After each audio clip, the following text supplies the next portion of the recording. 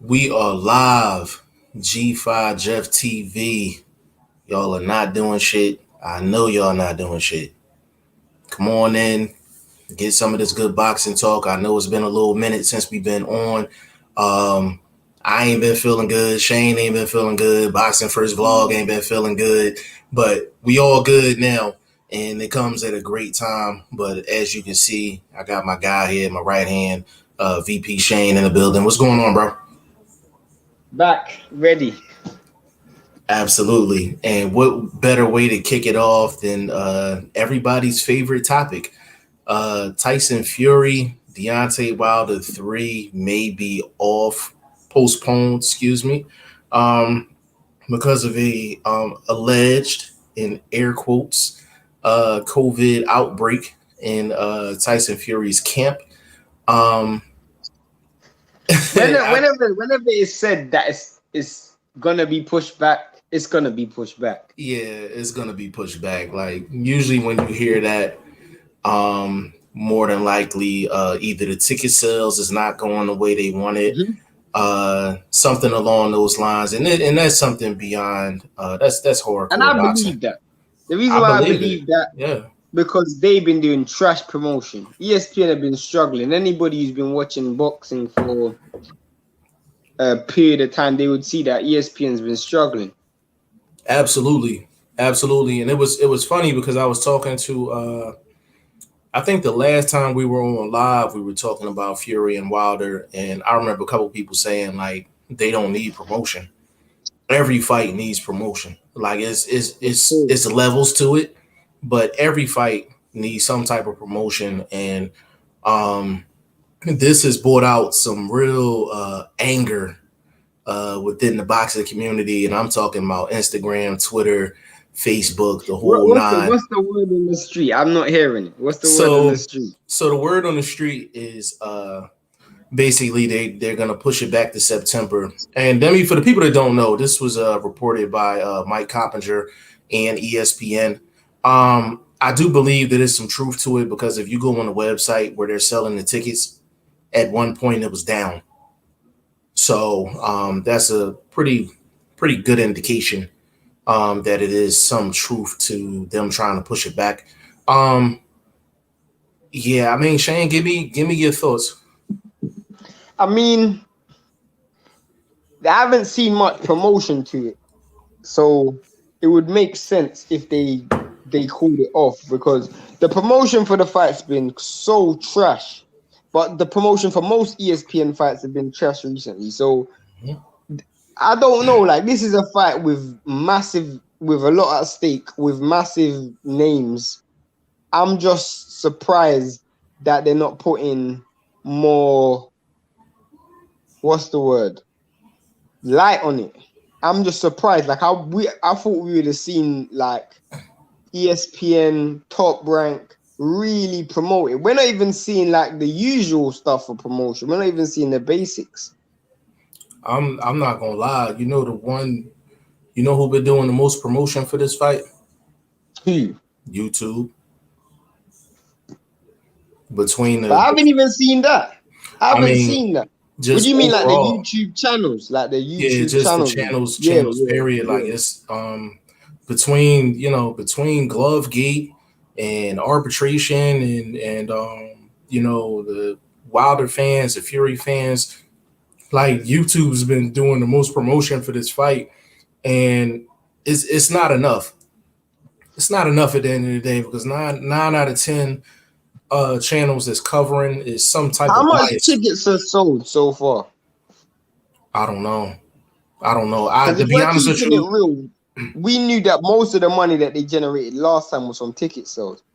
I'm assuming with us being 2-3 weeks away, they really should be sold. They really should have sold at least 60% of the tickets.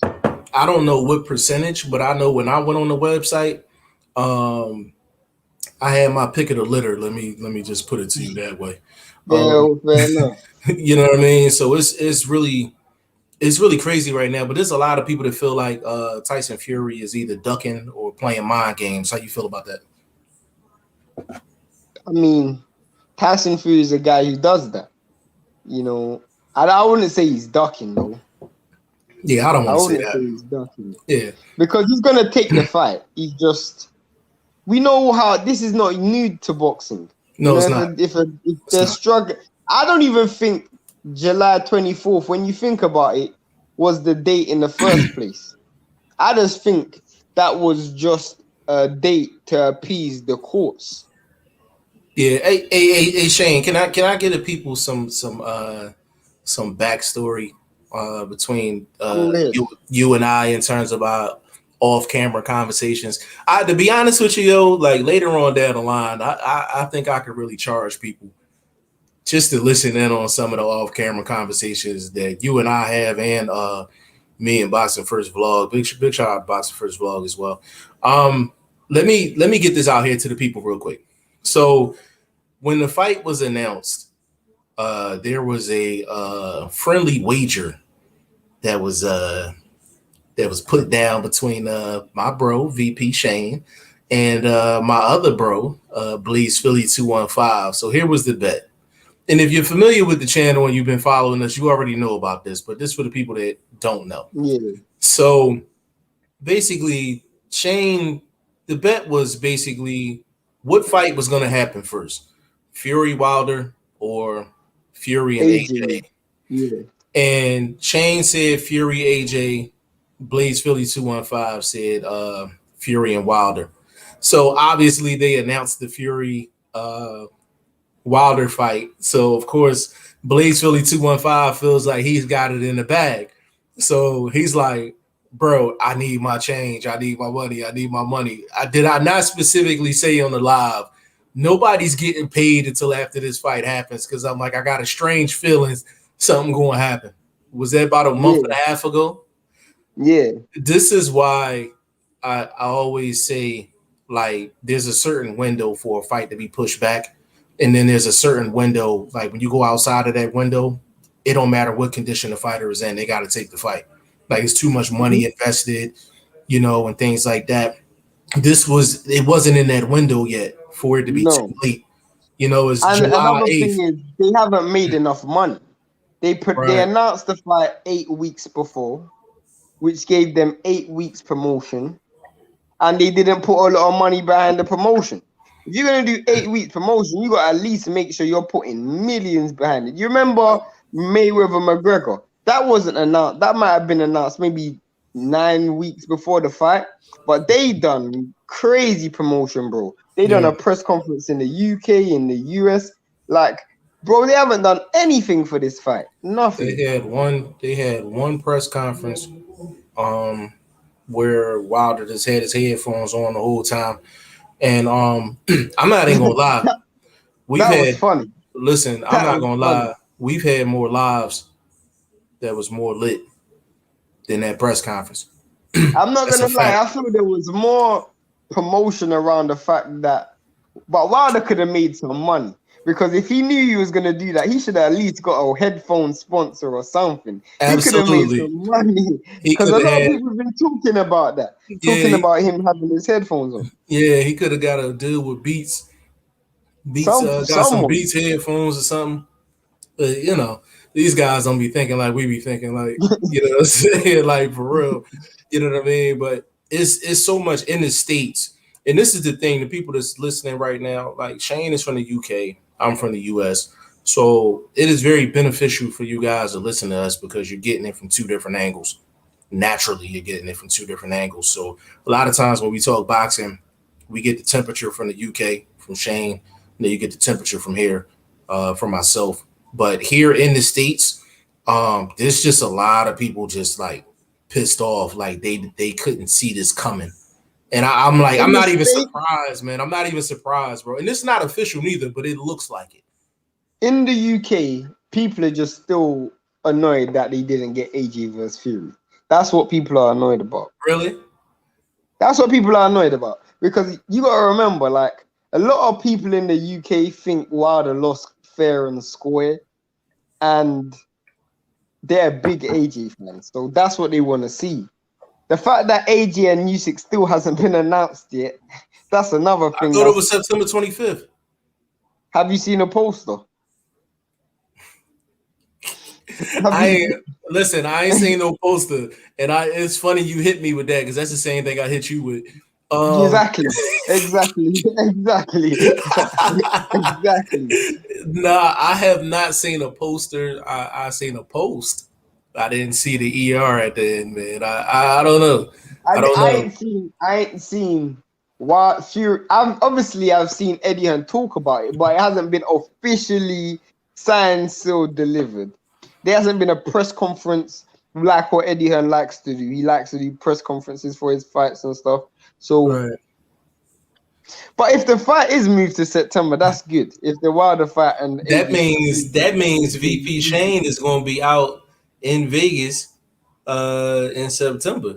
That's what that means. So this is good if for it's us. in Vegas, bro, why can't it? I know it's annoying because I would have wanted to be on the East Coast. I prefer East Coast to West Coast, but Yeah, I mean it's gonna be crazy, man. Like, but it's so I mean, there's just so much talk going on right now, and it's kind of just fanning the flames a little bit. But people don't understand, like, flames and money is not the same. It's not the same. Like, you can have a hype with a fight, but if somebody doesn't spend their dollar, then the and hype doesn't mean what anything. that does is even worse. What this does even worse is people start panic refunding, people start Hmm. canceling flights. Then people don't buy tickets. Then people panic even more, and then it ruins promotion even more. So I'm confident that it won't happen July 24th. I'm Yeah, confident. and it's I was crazy. kind of confident it wouldn't happen July 24th anyway, but in my mind, I thought it's going to happen, but they're just going to take the hit in the sense that they're going to really just not really raise that much money. Yeah, I said something. I said this about a month and a half, 2 months ago. I was like, it's still a window where this could be canceled or postponed. I said until they actually get in the ring, I'm like, I don't believe it. And then we just said like maybe 2 weeks ago was like, damn, like this fight right around the corner, but it don't feel like it. Like it just Bro, the it's this feel, month, bro. the It's feel, this yeah, month. this There's month, no like in buzz. yeah, like it's no, and we talking real buzz. We not talking a Facebook post and there's 100 comments. We're not talking about that. What we talking about is like that type of buzz where we feel like this is a national holiday coming up and nothing else Yeah, matters on the 24th but Fury and Wilder. but It's Fury and not Wilder. that. Well, It's I not didn't that even know feel. it was the 24th. It's not. It's not. Only reason I knew, bro, is because I've been talking back and forth with Boxing First Vlog about going out to Vegas. Now he's in Arizona, so he can drive out there. Could For you me, imagine if you bought the ticket? bro, the round trip. Listen, the round trip ticket alone was 550. That wasn't counting hotel and all of that. So Bro, that's crazy. I definitely How would is have a spent a flight? thousand. The craziest thing is what I don't understand. You're flying in the same country. So how is that 550? Yeah, Bro, for me bro, to fly from UK to New York is 550. bro. Listen, it would be cheaper for me to go to Jamaica for a vacation for 4 days than for me to go to Vegas. If I wanted to go, if I wanted to get, listen, I'm gonna tell you what it's equivalent to money wise. If I was to get the flight, get the hotel, and get a ticket to get into Wilder Fury, and I'm talking a nosebleed, I could be in Jamaica for about a week and a half. It's crazy.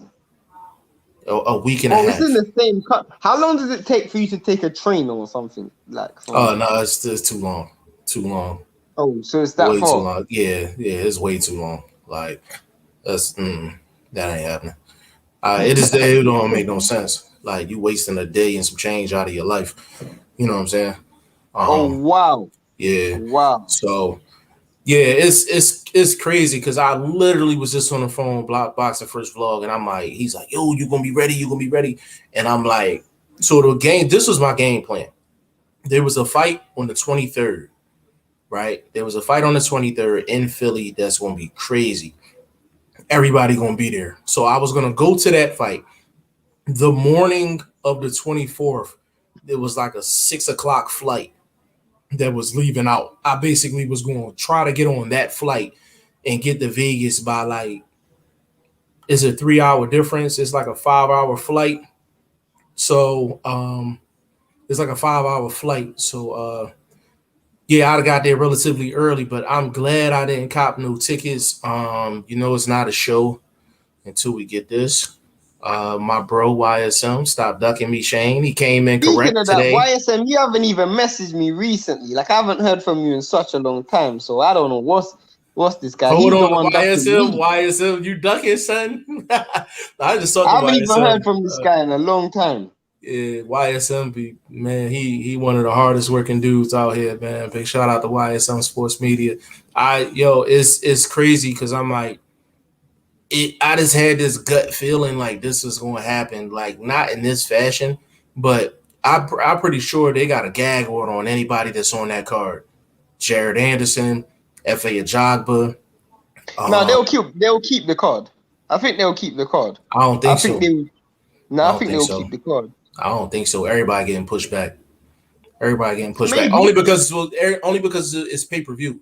If it was regular TV, they would keep the card. But because it's pay per nobody view, can there's no keep getting the around. card and just not make it a pay-per-view.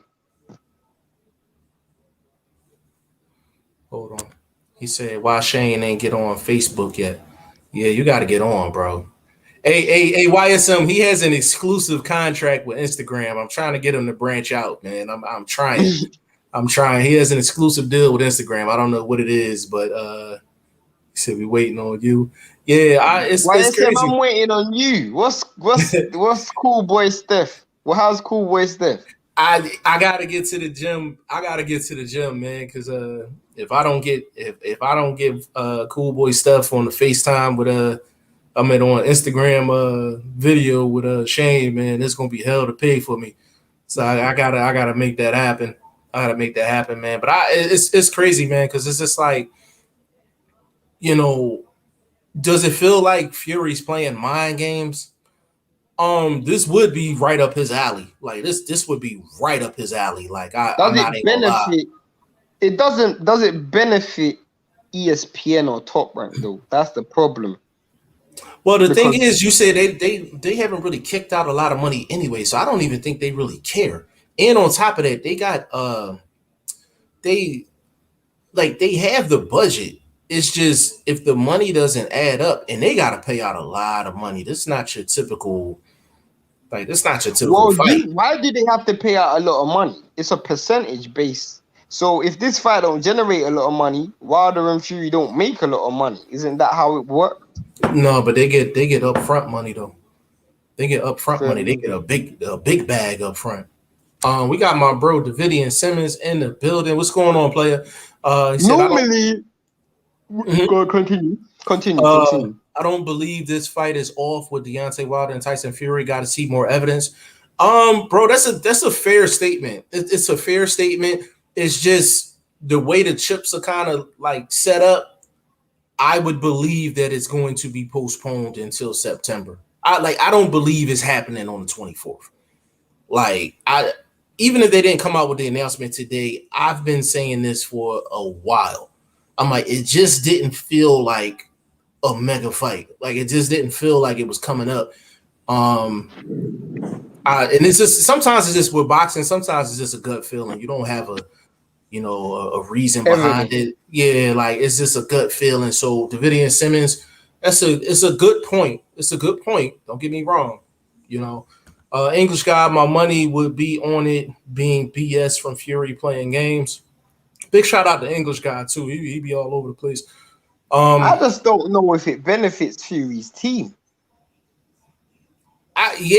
from a strategy standpoint, to be honest with you, it's kind of best that the more time you give Wilder, the worse off it's gonna be. Like you already gave him enough time, and you don't know what Wilder's been doing. Like I'm like, you don't know what he's been working on, what he's been doing behind the scenes. The longer you give him to actually prepare, especially a power guy like that, it's not the best circumstances, even though you still got to favor Fury. But I mean, it's the longer you delay it, I'm like, you'd be better off just getting that fight out the way. Like he should have did this about a year ago. Like I don't understand the delay. I'm like, if you felt like you beat him the first time, you dominated him in the second time, why not just get it over with? Like that's my thing. I Like why would not get it over with? 100%. I 100% agree. I just don't get it. I I don't don't get it at understand. all. I don't get it at all. Big shout out to Conrad Boxing. What's going on? He said, can we have good boxing news for once? All I hear is lawsuits, fights not getting signed, and Conrad, at COVID. the end of this live, we got some good news for you. Well, we gonna announce it. We can give them a sneak peek, and then as the week goes along. All right, we'll give you a sneak peek. Conrad Boxing, we do have some good news though. Jamil There's Charlo. some very good news as well. Well, Jamil Charlo, from a boxing standpoint, Jamil Charlo is in a unification fight next week, and we are definitely excited about that. Bro, you know me. You know me. I'm actually just as excited about that fight as I am Wilder Fury, to be honest with you. I'm more excited about that fight. I am more. There's no fight I am more excited for than that fight because it's undisputed, and I actually think Castano can win. That's the craziest thing. Yeah, and the thing is, bro, the two fights, Conrad Boxing, this just goes to show how hardcore Shane and I are when it comes down to boxing. Probably the two fights we're probably interested in the most is probably Charlo Castano and Cool Boy Stephen Figueroa. Those are probably the two. Yeah. Those are probably the two fights that we're looking forward to the most. Like not Spence Pacquiao, not Fury Wilder. Those two fights. I was looking forward to Casemiro and Riggin though as well, but that fight got cancelled. What's going on with Casemiro and this whole VADA thing?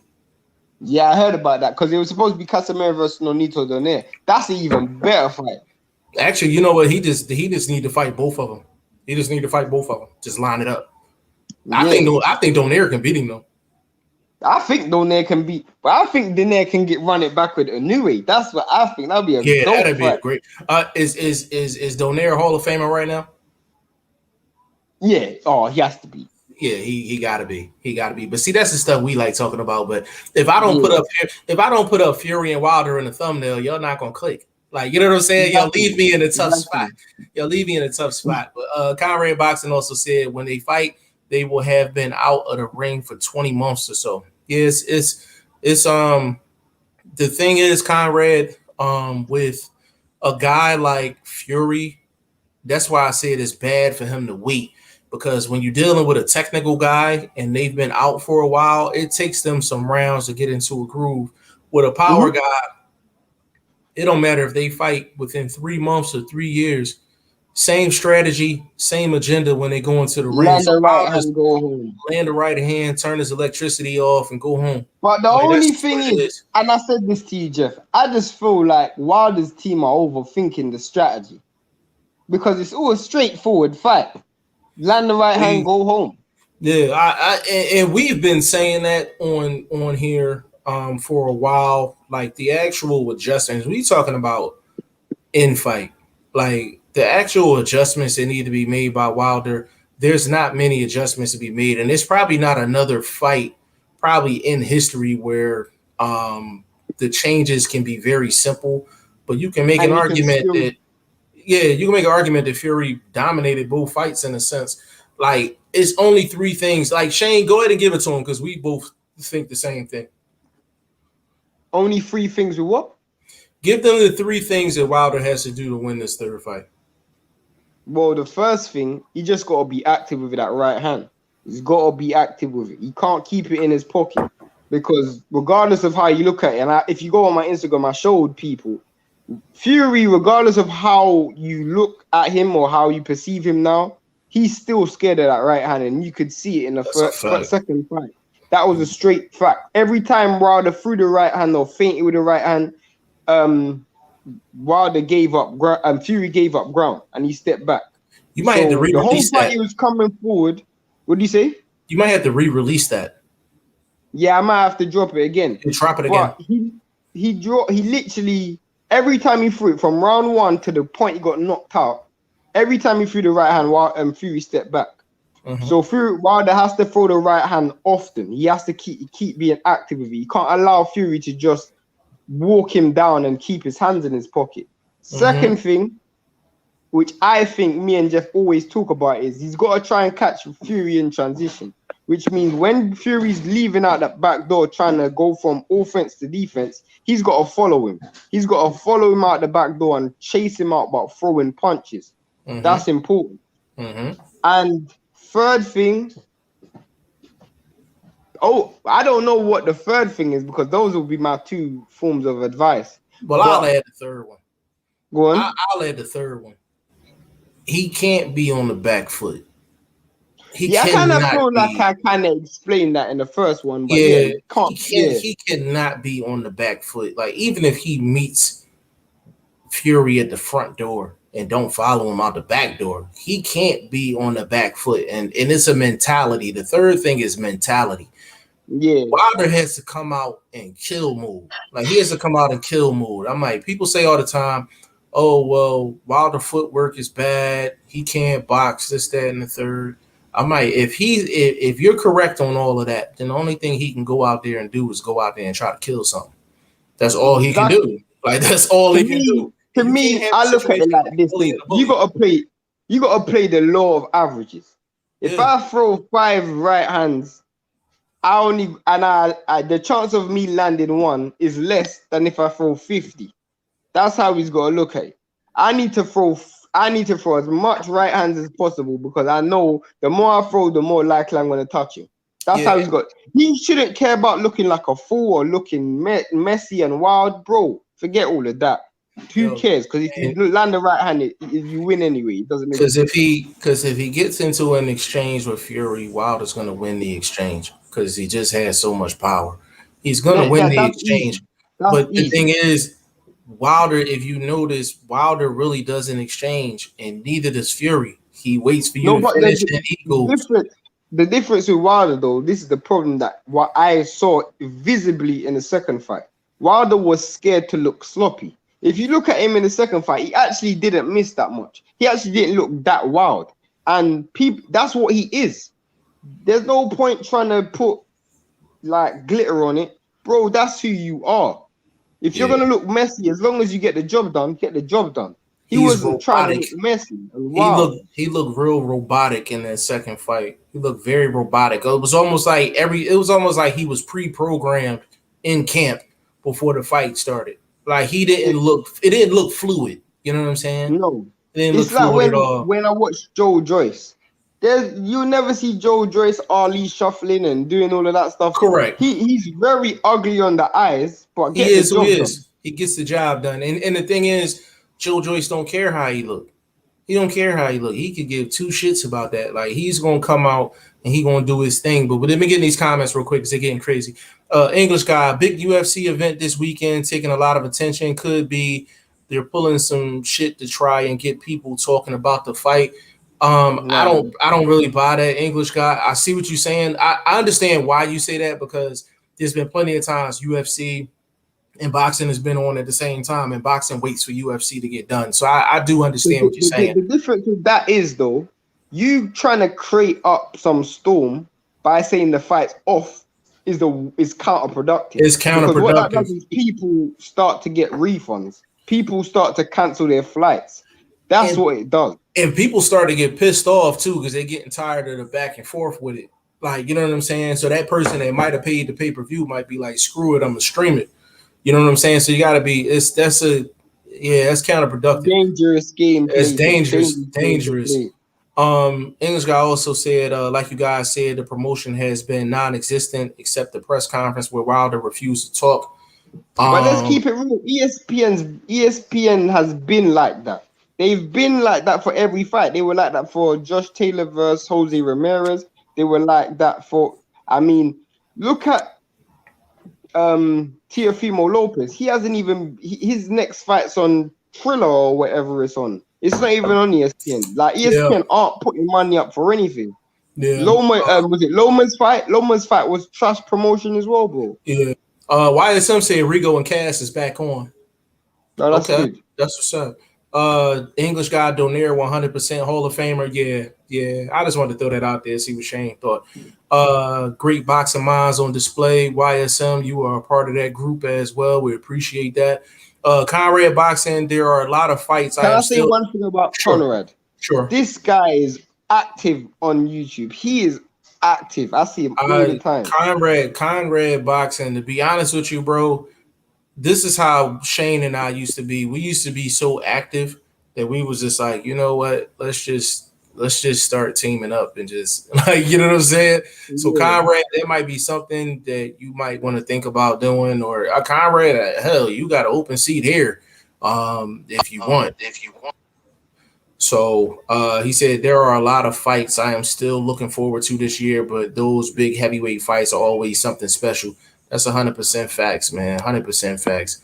English guy, Wilder has to let his hands go from the start. That's a fact. That's a fact. that Let him go, and because I'm like, that's like if he go out there and don't throw shots and let his hands go, then I believe all of that cheating talk was cap. Because I'm like, if you really that pissed off, you trying to kill something. of Trying to kill course, something. of I don't want to course. see him. I don't want to see But you him know going what? that I boxing feel on the back Wilder. foot. I don't want to What see I that. feel Wild. Can you hear me? Yes, sir. I can hear you. I think Wilder's trying to be. He's gonna be aggressive, but I also feel like he's gonna be over calculating. He's gonna be overthinking something that's pretty straightforward. Yeah. Conrad said Wilder needs to get Fury on the back foot somehow. Then it will be a long night for Fury. I've been saying that. That's a Get in part the of the back foot three. by throwing right hands. That's how you get him on the Absolutely. back. How he gets Fury on the back foot is the most important thing. Like if Wilder throws 10 right hands in a round, he's gonna get Fury to stop or back up 10 times, which means he should be on Ten the front times. foot. He should be on the front foot. But Um, the problem I saw in the first fight is every time he threw the right hand, he gave the real estate up again. He he kept gave it stepping up back. again. Yeah, like Wilder keeps like Fury give up. He'll give it an invitation to take the real estate, and Wilder won't take the invitation. English guy said, but he's getting knocked out again. That is funny. I mean, hey, if that's how you feel, bro. Conrad Boxing agreed with Shane. Wilder looked over prepared for the second fight. He needs to go back to wild, messy Wilder. Can't compete with Fury on a pure boxing level. I agree with that, 100%. Uh, Scotty Gotti, what's going on, bro? He said, "What has Vegas gambling said? That's going to let us know." Uh, that's a good thing. I got, you know what? We need to look at that and see if they took it off the board. Scotty, that's a Ask great L point. Dub. Ask L Oh Dub. yeah, I'll ask L Dub about that, Scotty, and I'll get back to you. I'm not an expert like you guys, more like a super fan of boxing, bro. There's plenty of people that are super fans of boxing that have their own channel or they cover the There's sport. plenty of people in boxing that don't even know about boxing. I'll take Absolutely, and that we for know free. that for a fact. We know that for a fact. So Conrad, don't look at it that way. It's more about the platform than anything else. Um, D Gamer, what's going on? He said, "What up, guys?" D Gamer, if you're not subscribed to the channel, definitely subscribe. I've Um, seen him I've before though. seen D Gamer before though. I got a feeling D Gamer subscribed already.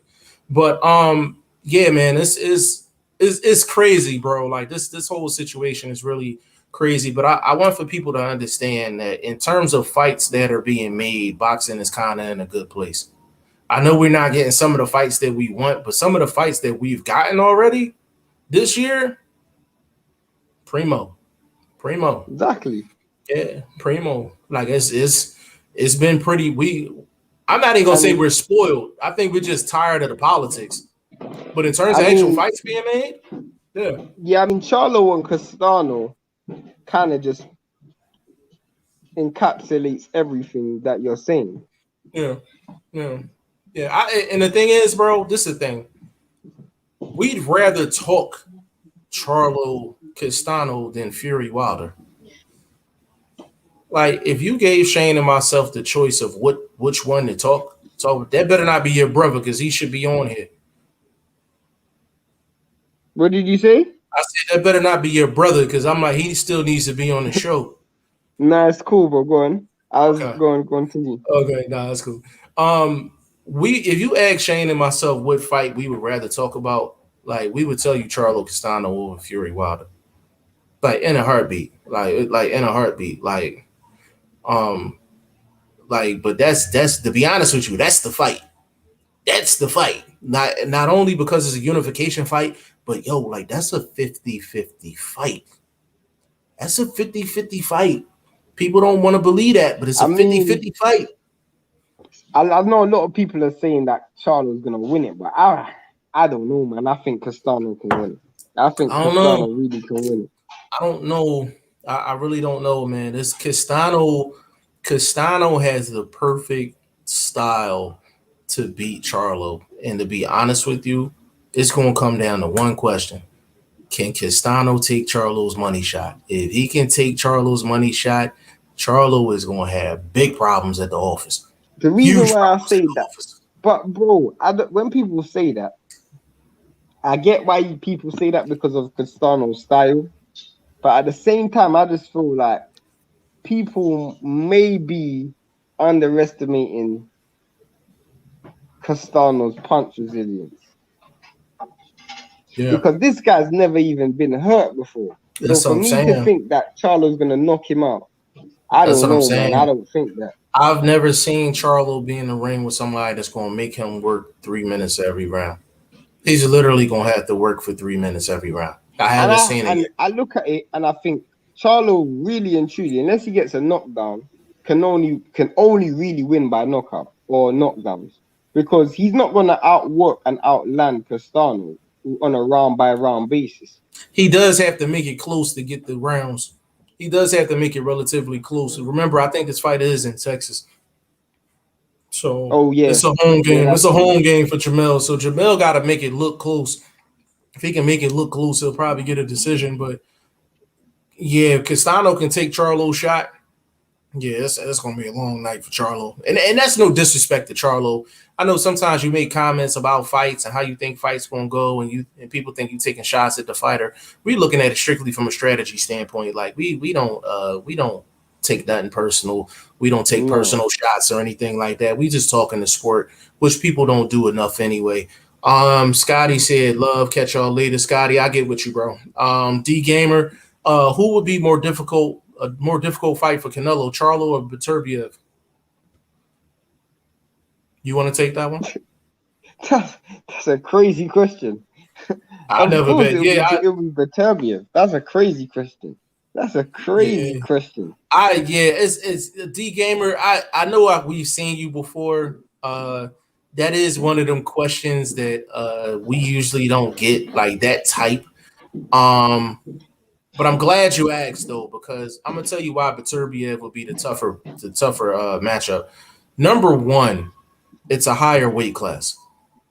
That's number one. Number two, technically, um, if he wanted Charlo, there's a very small possibility he would meet him at like 160 or a catch weight or something like that. So that's another thing.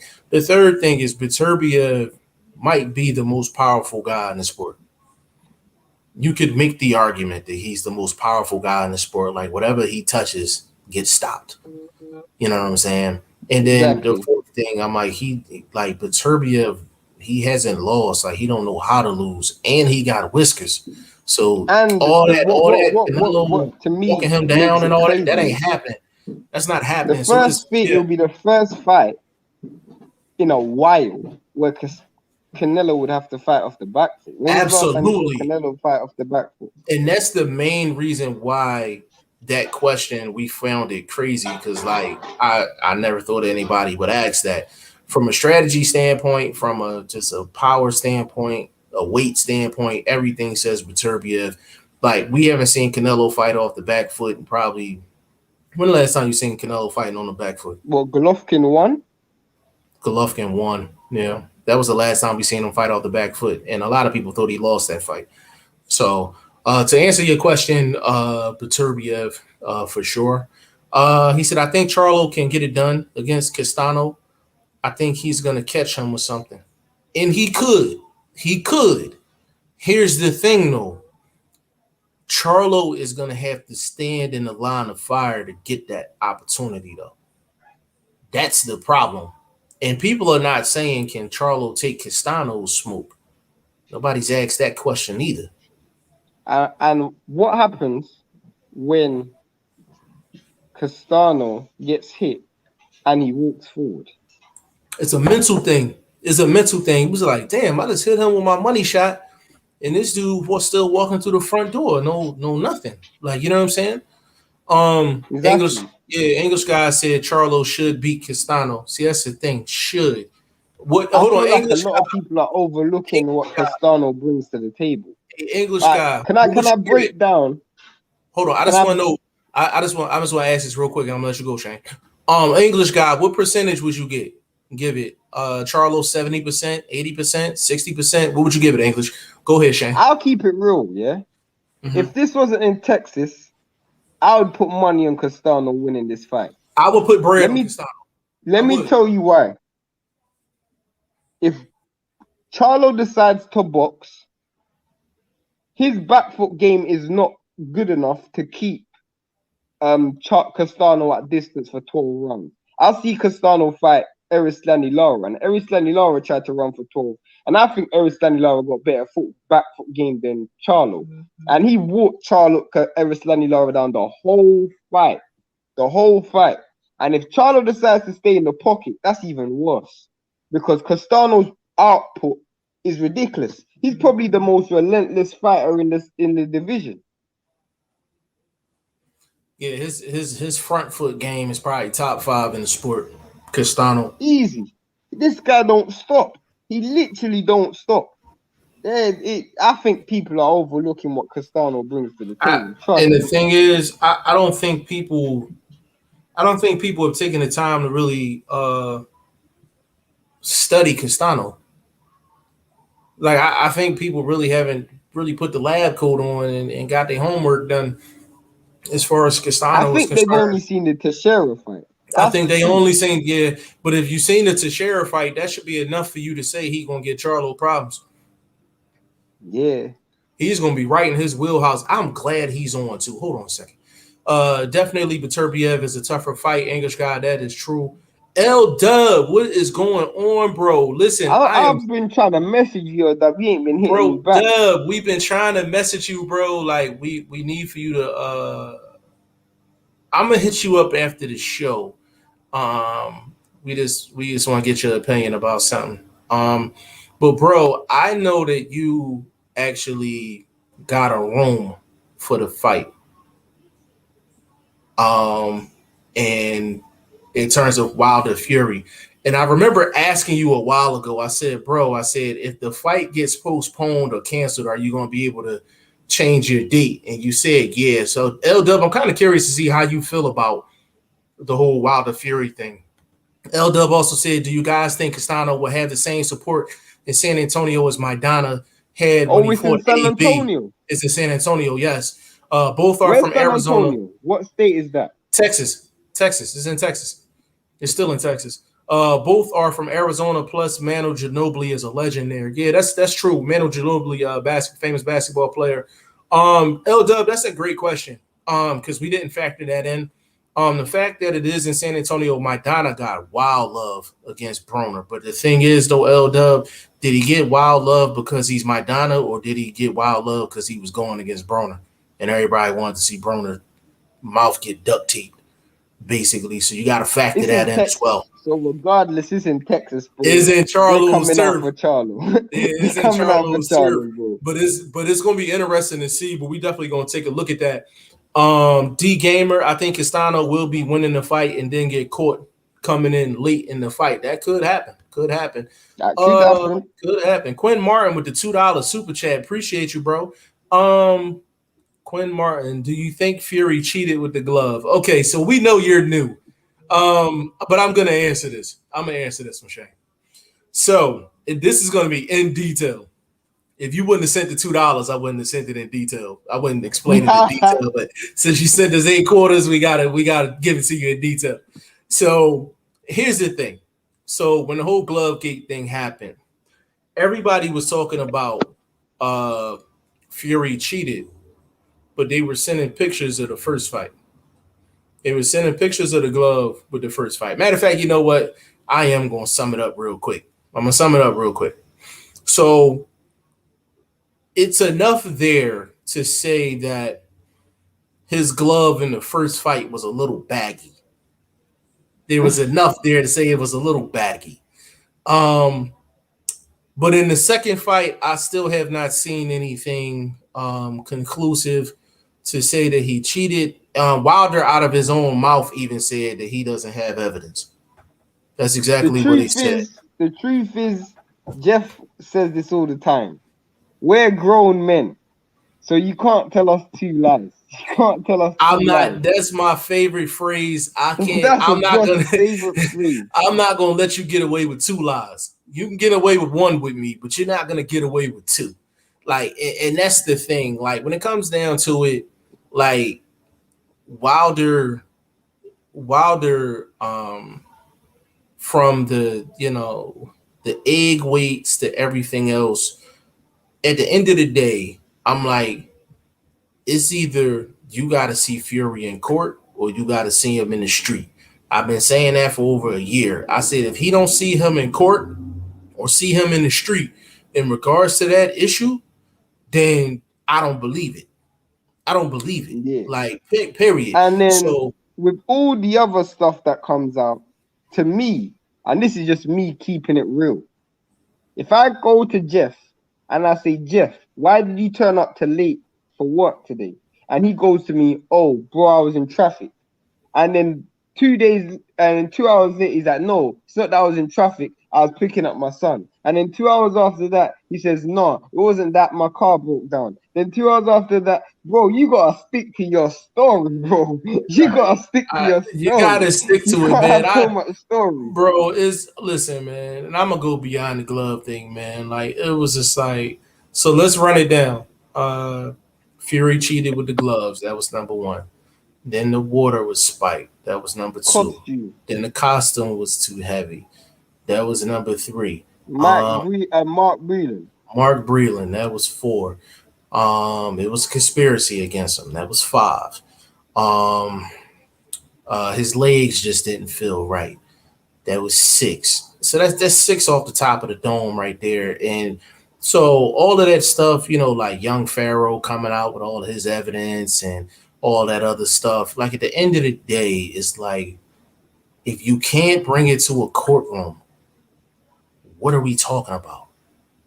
Like, what are we talking about? Like, that's really what it comes down to. Because I'm like, I can argue, like, I can complain about my wife all day long.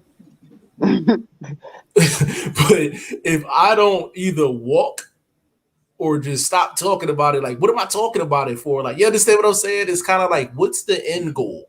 You know what I'm saying? So I do believe that Fury, it is something about that left glove that Fury likes. That's not the first time he's had an issue with a glove. But some of these things that's being said, Quinn, is kind of crazy. You know what I mean? It's kind of crazy.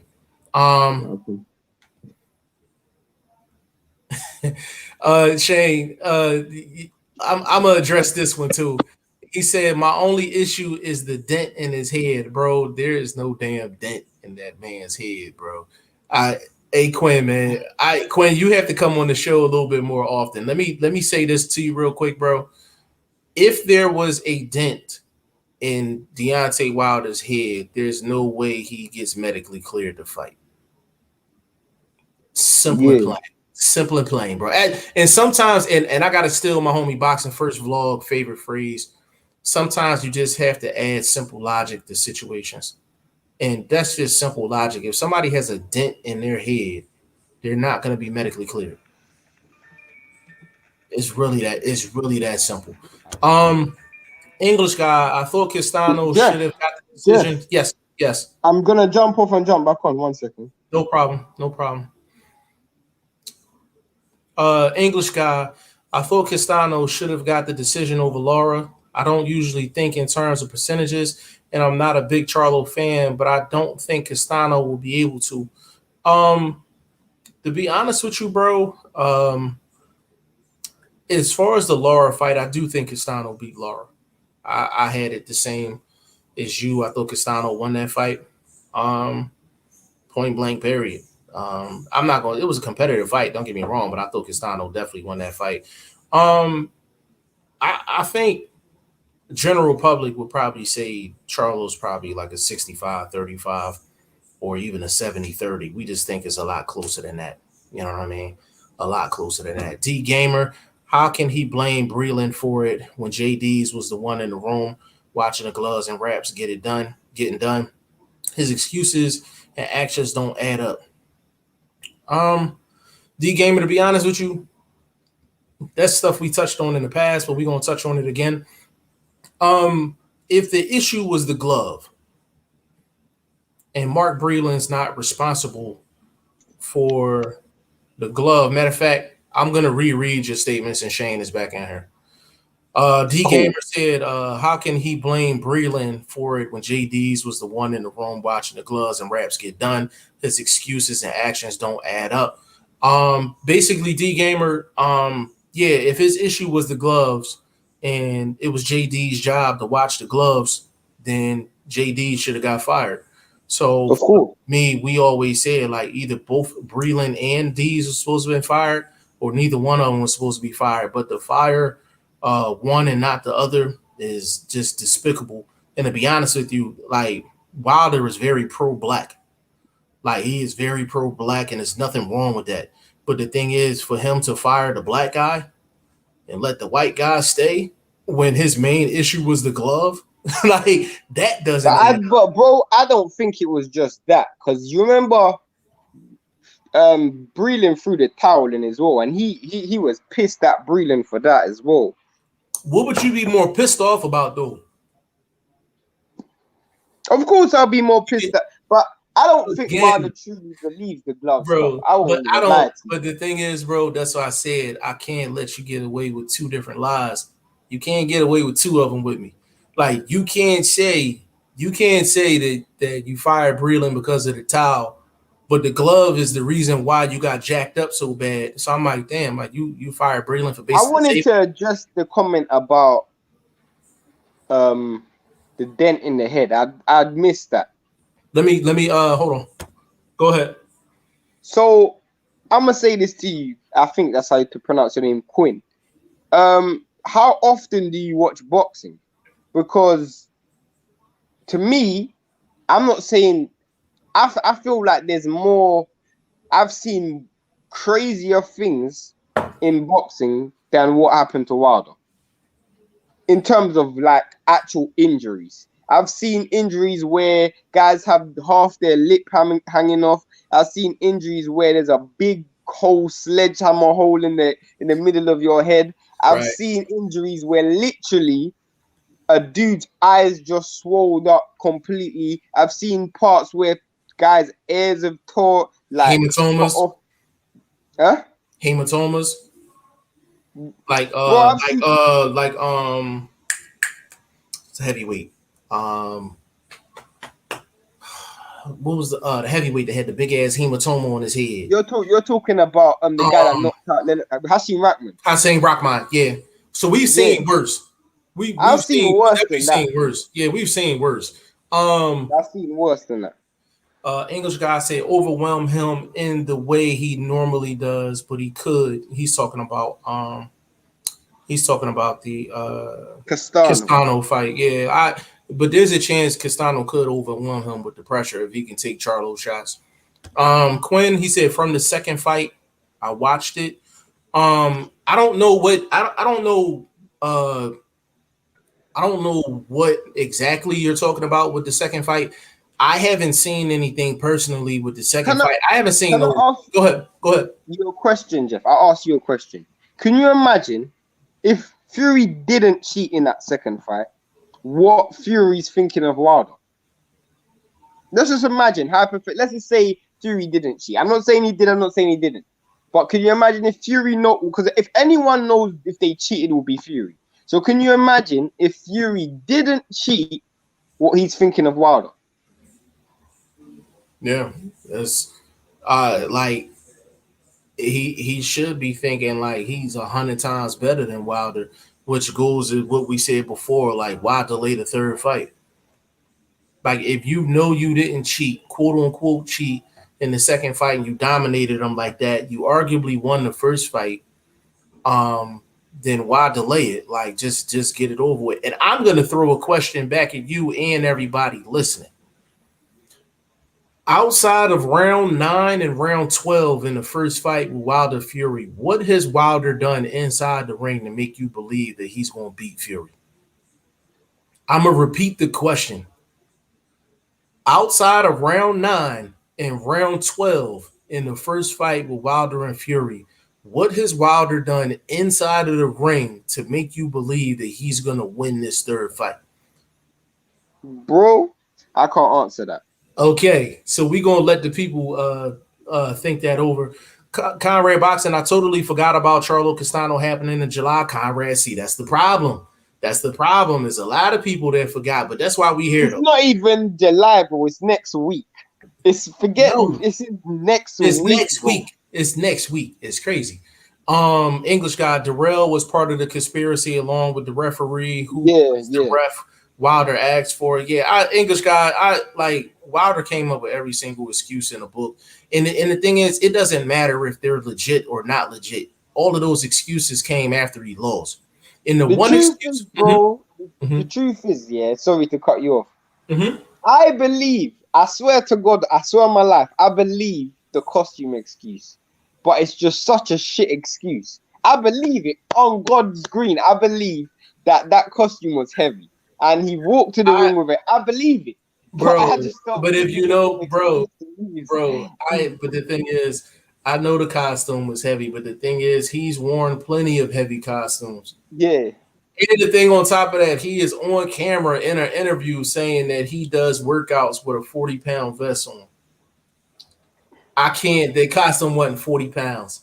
So he's lying. So he's lying somewhere. Again, I'm not going to let you get away with two of them. I'm going to let you get away with one, but I'm not going to let you get away with two. Like, I'm not going to let you get away with two. Quinn said, I used to be a regular, not so much anymore. Well, you need to get back to being a regular. But Quinn, definitely follow us on social media because whenever we're not on here, we are definitely on social media putting in work. So we're never like not putting in work. But hold on. English guy, he said, I gotta go. Have a good night, everyone. English guy, we appreciate you, bro. As always, a part of a couple chats with me as well. Quinn said, I love to call and talk about it. Yeah, Quinn, we don't have a problem with that. Like, we don't have a problem with that at all. Quinn, if you are on Instagram, definitely follow us. Shane, give me your Instagram real quick. I'm Shane, the number 1. And I'm G5 Jeff TV all over the place, man. Definitely follow us. And we can line something up. Like, we can line something up and actually do a live and actually get you on. So Quinn, definitely do that. And the thing is, bro, like, sometimes we're not on every day like a lot of these other channels. So I understand why somebody that's a regular may not be like a regular, because some channels are just on like 3-4 times a day. But to be honest with you, their agenda is super chats and things like that. And I'm not knocking the hustle, you know what I'm saying? But I'm like, every time we get on, it's just like, get your pen and pad out. You know what I'm saying? Get your pen and pad out, and that's just how we get down. So definitely follow us. Or can he send a private message? Can he send a private chat? Not on here, right? Not on YouTube, no. So yeah, Quinn, reach out to us, bro, or give us. You know what, Quinn? Drop your email. Drop your email in the chat, and I'll email you, and I'll email you my contact. D Gamer, I remember from watching the fight, his corner weren't talking to him. I was looking at D's, and he was barely saying anything by the looks of it. To keep it real, they never say anything to him. That's a fact. That's a fact. D Gamer, that's 100% right. I knew Shane was going to say that. But that's 100% right. They don't ever give him any advice or anything. They just stand there. They give him water. They wipe him off. Literally. They don't. Yeah, like when I say they've been stealing checks for a long time, and I'm talking about in fight. They might as well be in the corner with a ski mask on, bro. This is Breland when Wilder get in the corner. Give me the spit bucket. Give me the towel. Grab me the bottle of water. Wilder, you all right? All right, it's round 4. Go ahead. That's it. Like every single round, like that's it. Like, so D Gamer, they don't ever say anything. They don't ever say anything, bro. He said in the second fight, up until the third round, Wilder was getting very close with that right hand. He was practically on target. I still think he's gonna lose though. D Gamer, let me respond to that real quick. I did have it one. I think I had it 1-1 going into the third. What? How come? I had it. Continue, bro. Go on. Yeah, I had it 1-1 going into the third. I thought it was going to get interesting in the second fight after the first two rounds because I did feel like Wilder was going to try to make some progress because he came out and he definitely lost the first round. Then the second round, I was like, all right. I was just like, Wilder made a little bit of adjustments. So I was like, let's see if he's going to start walking forward. And then it happened. In the Say it again. Your voice going in and out, bro. I said, can you know? Yo, Yes, you out of sync. You out of sync. Give it a second.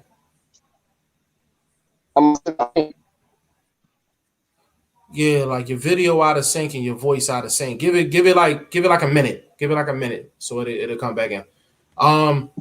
Conrad Boxing. I don't trust Fury with anything, but I need to see at least minimal evidence. Shane. I mean, can you hear me now? I don't want to speak in. I can hear you now. Go ahead. I can hear you. I can see you and you're clean, so it's calm. Okay. Yeah, I agree. I need to see minimal evidence as well. Yeah, that's a fact. D Gamer, the heavy costume excuse is like me punching a brick wall, breaking my hand, and then complaining about how my hand hurts. Like, bro, it's your fault. That's funny. That's funny. I like that one. But it is true though. He said, I'm subscribed to the channel. I was talking about how much I watch boxing question. Oh, okay. Oh, I got you. Okay. He's talking about the regular part. Okay. Hey Quinn, this is the thing, bro. Let me and I'm glad you clarified that. Here's the thing. If you're a hardcore boxing fan, you already know it's a roller coaster. Like you already know. But the thing is, you have to have a core set of channels or media outlets that you follow that talks the way that you like boxing to be talked. You understand what I'm saying? And I said channels.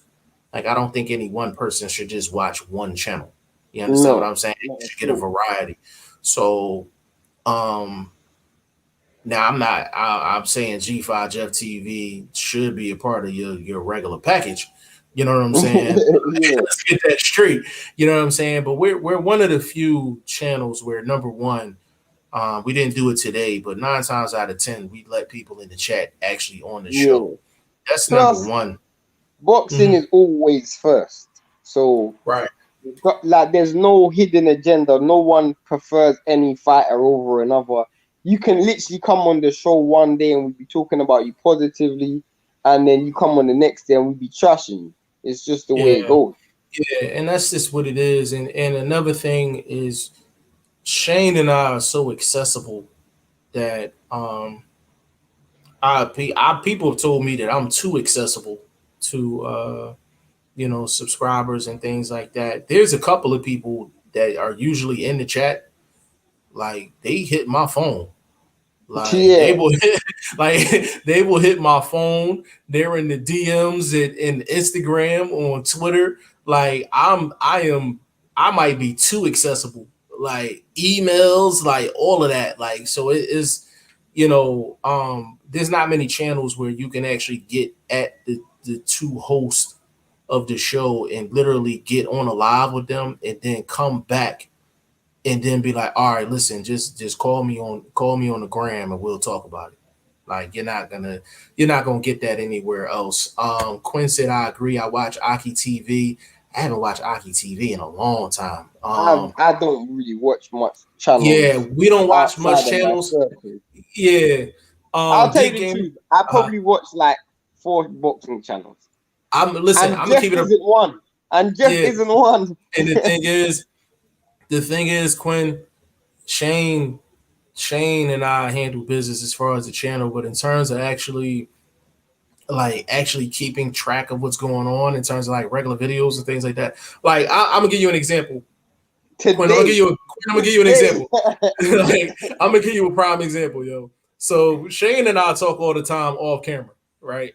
Like I said earlier, like I could literally put our conversation on Patreon and we could it would be a treat, like for real. And I'm talking about just from a boxing standpoint. We will be on the phone for about an hour and a half, 2 hours chopping up one fight.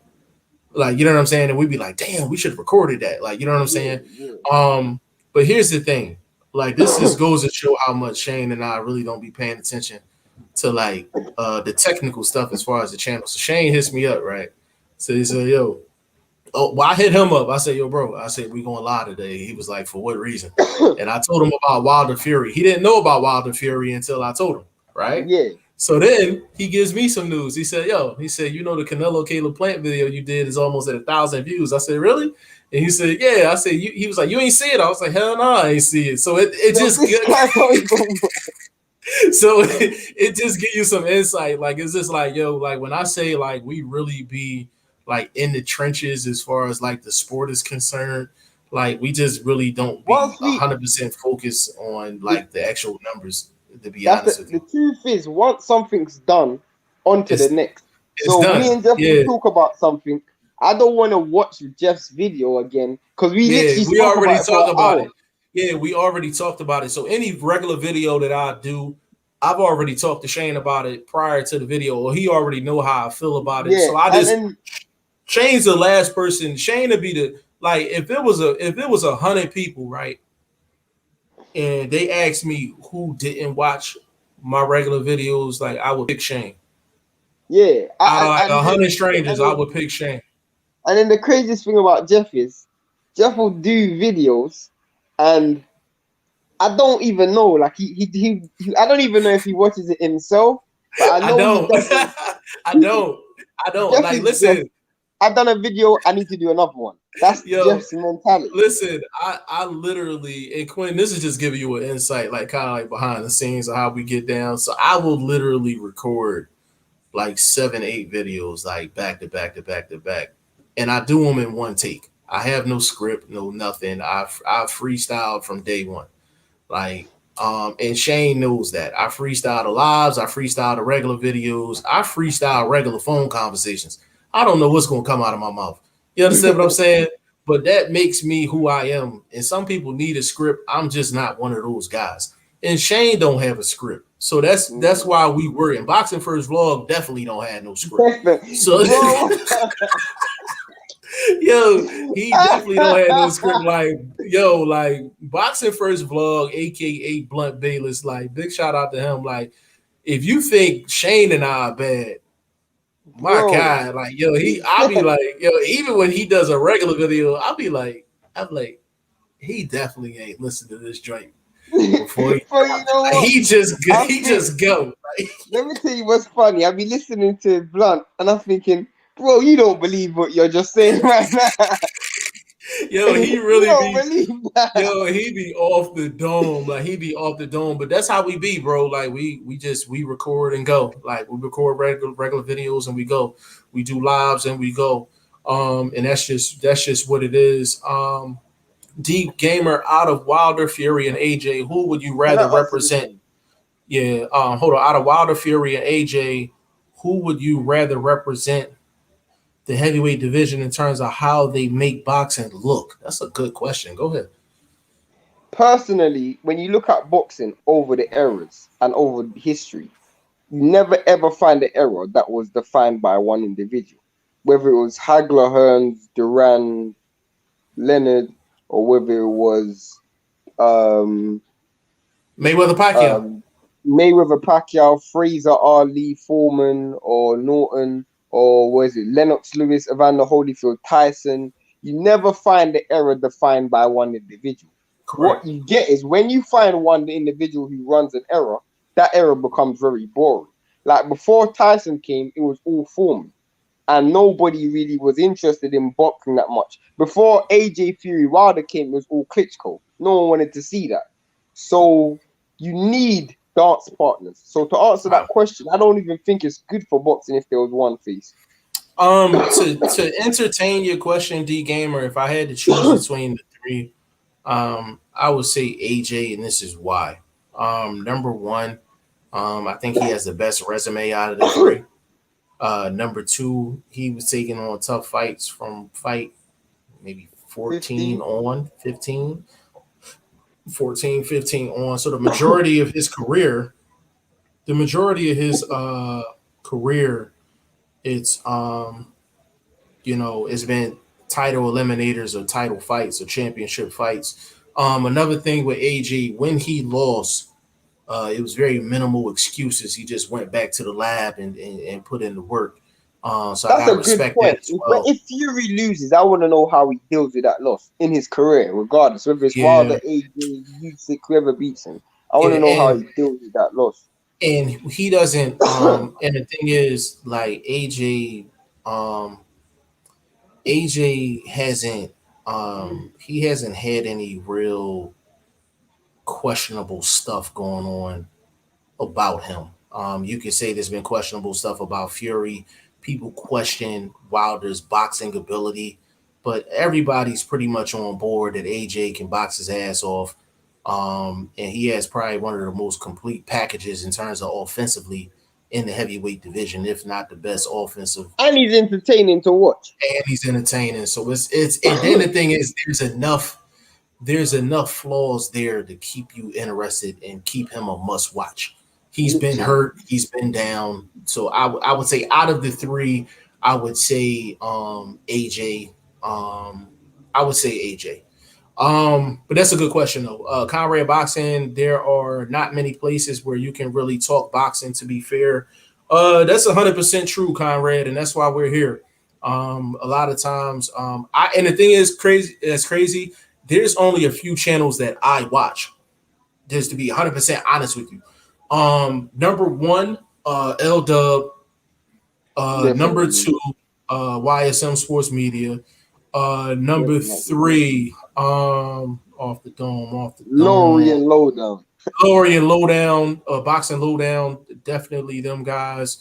Um, I would say those are probably my top three in terms of And Blunt. actually. And Blunt. I I have can't. to Yeah, mention. yeah, we gotta throw Blunt in there. So that's Blunt, four. Blunt He is would the kill one us. of the Yeah, he greatest was. channels, Yo, bro. If he you're not is. subscribed to Blunt, you're Yeah, gold. Boxing First Vlog. You definitely got to subscribe to him. Like he's a. There's nobody on YouTube like him. Period. Facts. And the thing is, Facts. bro, if you talk to him off camera, he is exactly the way he Exactly the is. exact same way. The exact same way. So it's not a front, it's not an act, And he's so nothing. raw. He like He's he is. raw. Yeah, it's he's so raw, like it's funny. Like it's just like, but when you sit and listen to him, like he really be having good points. It's just his delivery sometimes is on, sometimes it's off, but it's just like that's our brother, like for real. Jay Banks, what's going on, baby? Say it ain't so. Yeah, I think it's gonna be postponed. Why somebody said before Tyson it was Holmes. Yeah, that's true. Yeah, that's That's what I true. Yeah, said. That's what you I said said. It Foreman. was You said Holmes. Foreman. You said Foreman. I meant to say Holmes. Yeah, My bad. Before yeah, Tyson, it was Holmes, and Holmes wasn't that into yeah, like he ran the era, and not much people watched yeah, during that period of time. And it was Quinn. Holmes. I meant to say Holmes. I don't know Yeah, why I yeah, said. yeah. Quinn threw another $2 super chat. We appreciate you. Said support for the channel. Appreciate you. YSM said they question AJ's chin. Yes, and that's exactly what makes him entertaining.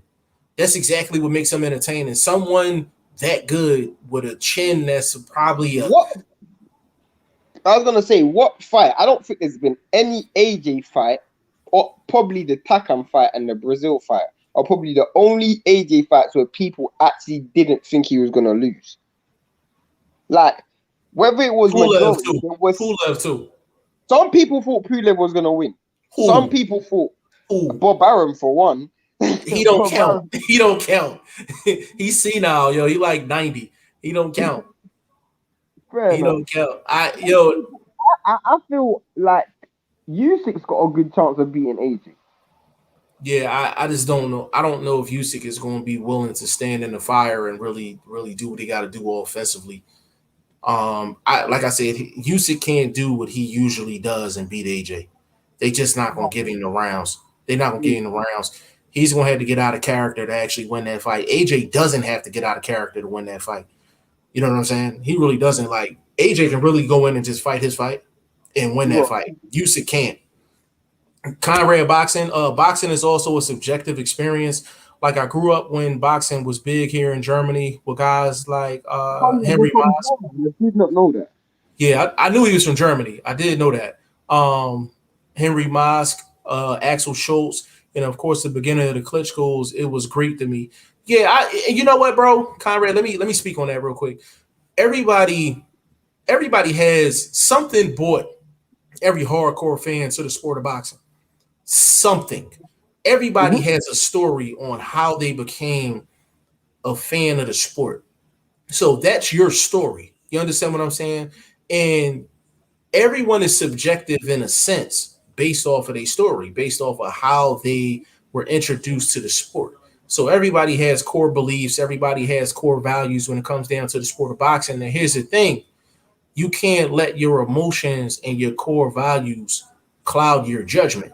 Like, you don't have a lot of people in the sport, in media, fans, inside the sport that actually can do both.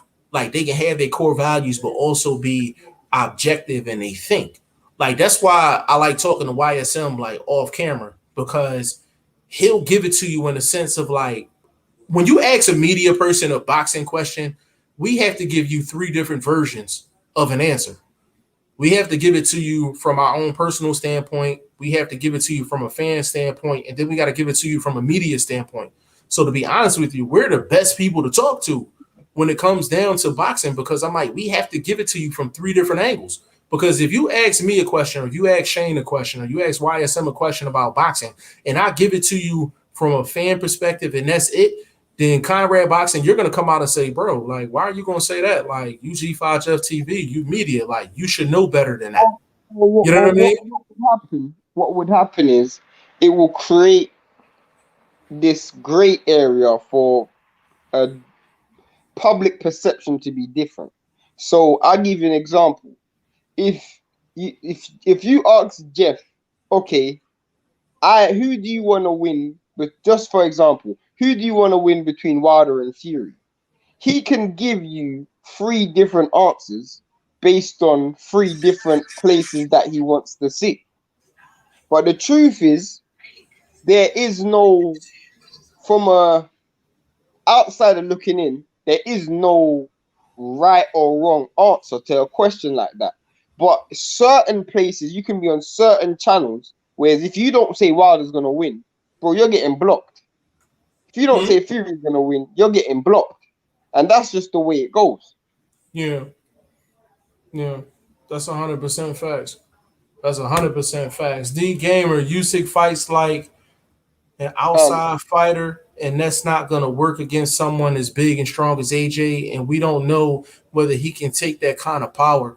Yeah, I just like here's the thing with Usyk and D Gamer. That's a good point. Here's the thing with Usyk.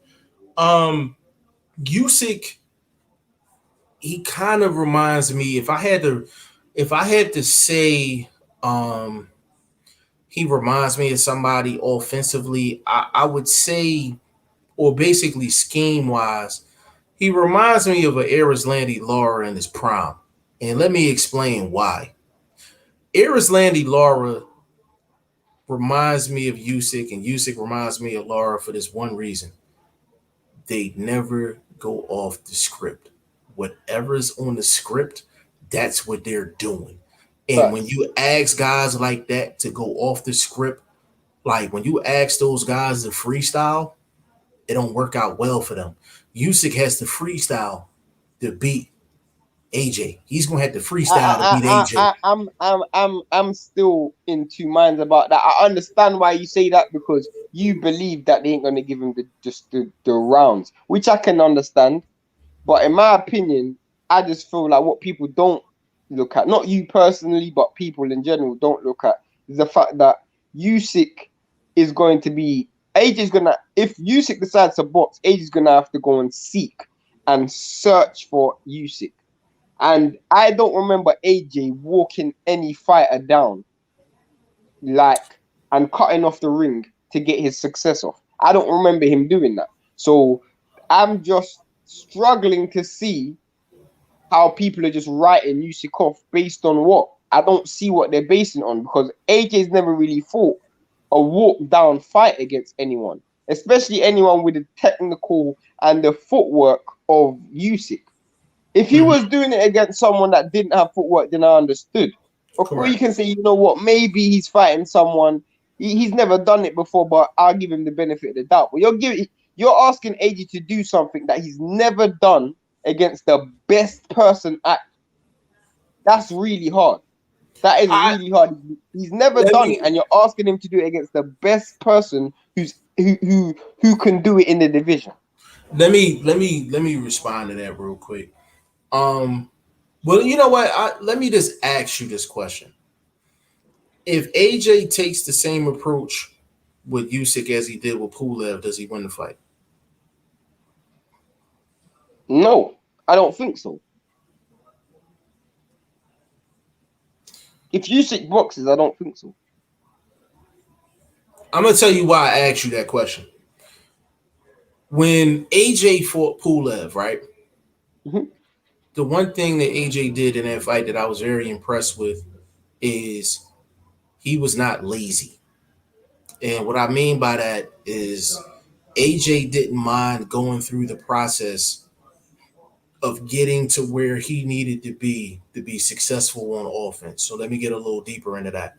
So he knew with Pulev, he had to get a phone call defense. This, Mhm. because he knew the Yeah. wild right hand was coming. Okay.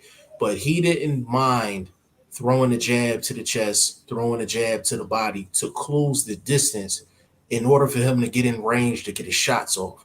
So the reason I asked that question is if AJ shows that same patience with Usyk and he doesn't mind going through the process to get himself in range for Usyk, I think he's going to have success in this fight because I think what's going to happen is when it's the same strategy that we think Wilder should use with Fury. Wilder throws a right hand, Fury's going to back up. Usyk starts throwing shots. I mean, while AJ starts throwing shots, Usyk is probably not going to throw with him. He's probably just going to get out of range or he's probably going to block. So Mhm. if AJ is going to be patient, I think he can make this fight I get that. a really good fight I for get himself. that. But then, this is the flip side on it. If you're gonna be active, you now have to be active with your feet and with your hands. He didn't have to be active with his feet against Pulev. If you're going to be active with your feet and with your hands, we are going to see you expend more energy than we've seen you expend before. We already know you got a gas problem. You know you have a gas problem, which is the most important thing, which tells me this is another thing that I think people are, when it comes to strategy, I also feel like AJ's relying so much on the fact that he's bigger to play a part. And this is the thing: a smaller guy can play back foot. A smaller guy Mm-hmm. can go on the outside. Right. So you're gonna rely on your size in a fight where size don't exist. It's very simple. And I used this example before, but I actually give you an analogy. If you've never done backstroke before, I'm not gonna throw you in the Pacific Ocean. I'm not gonna throw you in the Pacific Ocean and ask you to do backstroke. If you just learn how to swim, I'm not gonna throw you into the Pacific Ocean. He hasn't learned how to walk a fighter down, and he's about to go against the greatest person in the division at fighting off the back foot. To me, I'm not confident. I still believe he's gonna win, but I'm not confident, full-hearted like all these other AJ fans that say he's just gonna win purely based off size. Because this ain't a fight where size will exist. Yeah. Size won't exist in this fight. The thing is, it it will exist if if AJ let his hands go and Usyk feels a need to stay in the pocket more than usual, then size is going to be a factor. No, But I agree with that. If here's the AJ if thing. AJ lets his hands go, I agree with that. Yeah, I agree I with that. think the only reason I don't like Usyk in this fight, I just don't think he's going to do enough offensively to take it. Like That's why I think AJ will win. yeah, That's why I think AJ will you win. can't pot shot somebody that's that offensively gifted and win the fight. pot shots is not going to win. And a lot of times Usyk wins off of defense, movement, and pot shots. That's not going to get it done. That's not going to get it done against AJ. That's not going to get it done. Conrad Boxing, I'm not objective on some boxes, but I'm aware of it. No, that's cool. And that's cool. And there's nothing wrong with that. Quinn, do you agree that Canelo has an agenda against dark-skinned fighters? I'm definitely answering that question. Quinn done sent me $4. I'm answering Quinn. I'm answering whatever question Quinn got. Hold on. Hey, here's the thing, Quinn, and I'm gonna keep it real with you, bro. I can make a better argument that Mayweather had more of an agenda against dark-skinned fighters than Canelo. I can make that argument. Now, as far as Canelo is concerned, Canelo has fought Erislandy Lara when he didn't have to. He fought Floyd when he wasn't ready. So I can't say those are two of the worst actual boxing styles you can go up against.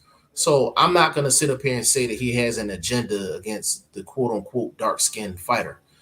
Here's the thing. When it comes down to it, I know Caleb Plant is not dark-skinned, but he's of the dark-skinned like kind in terms of style.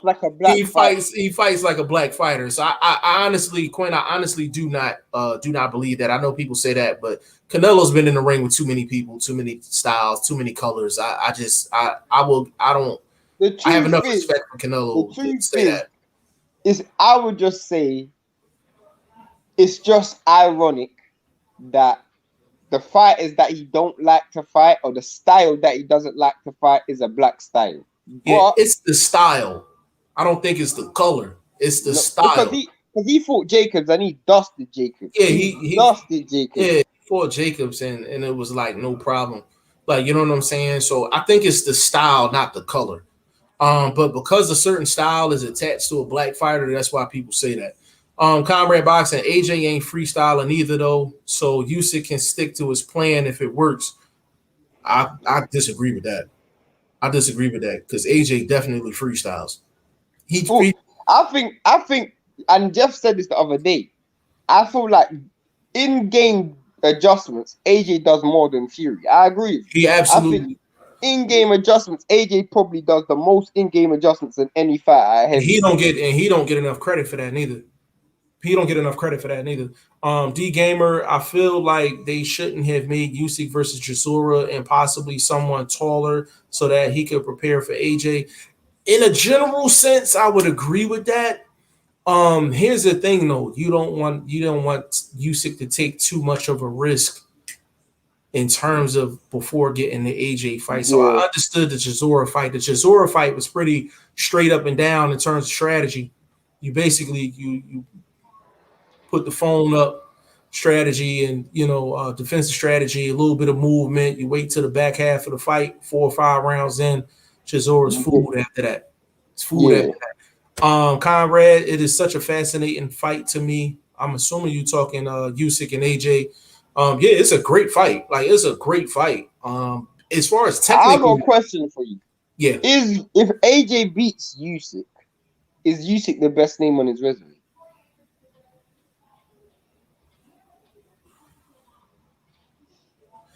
No.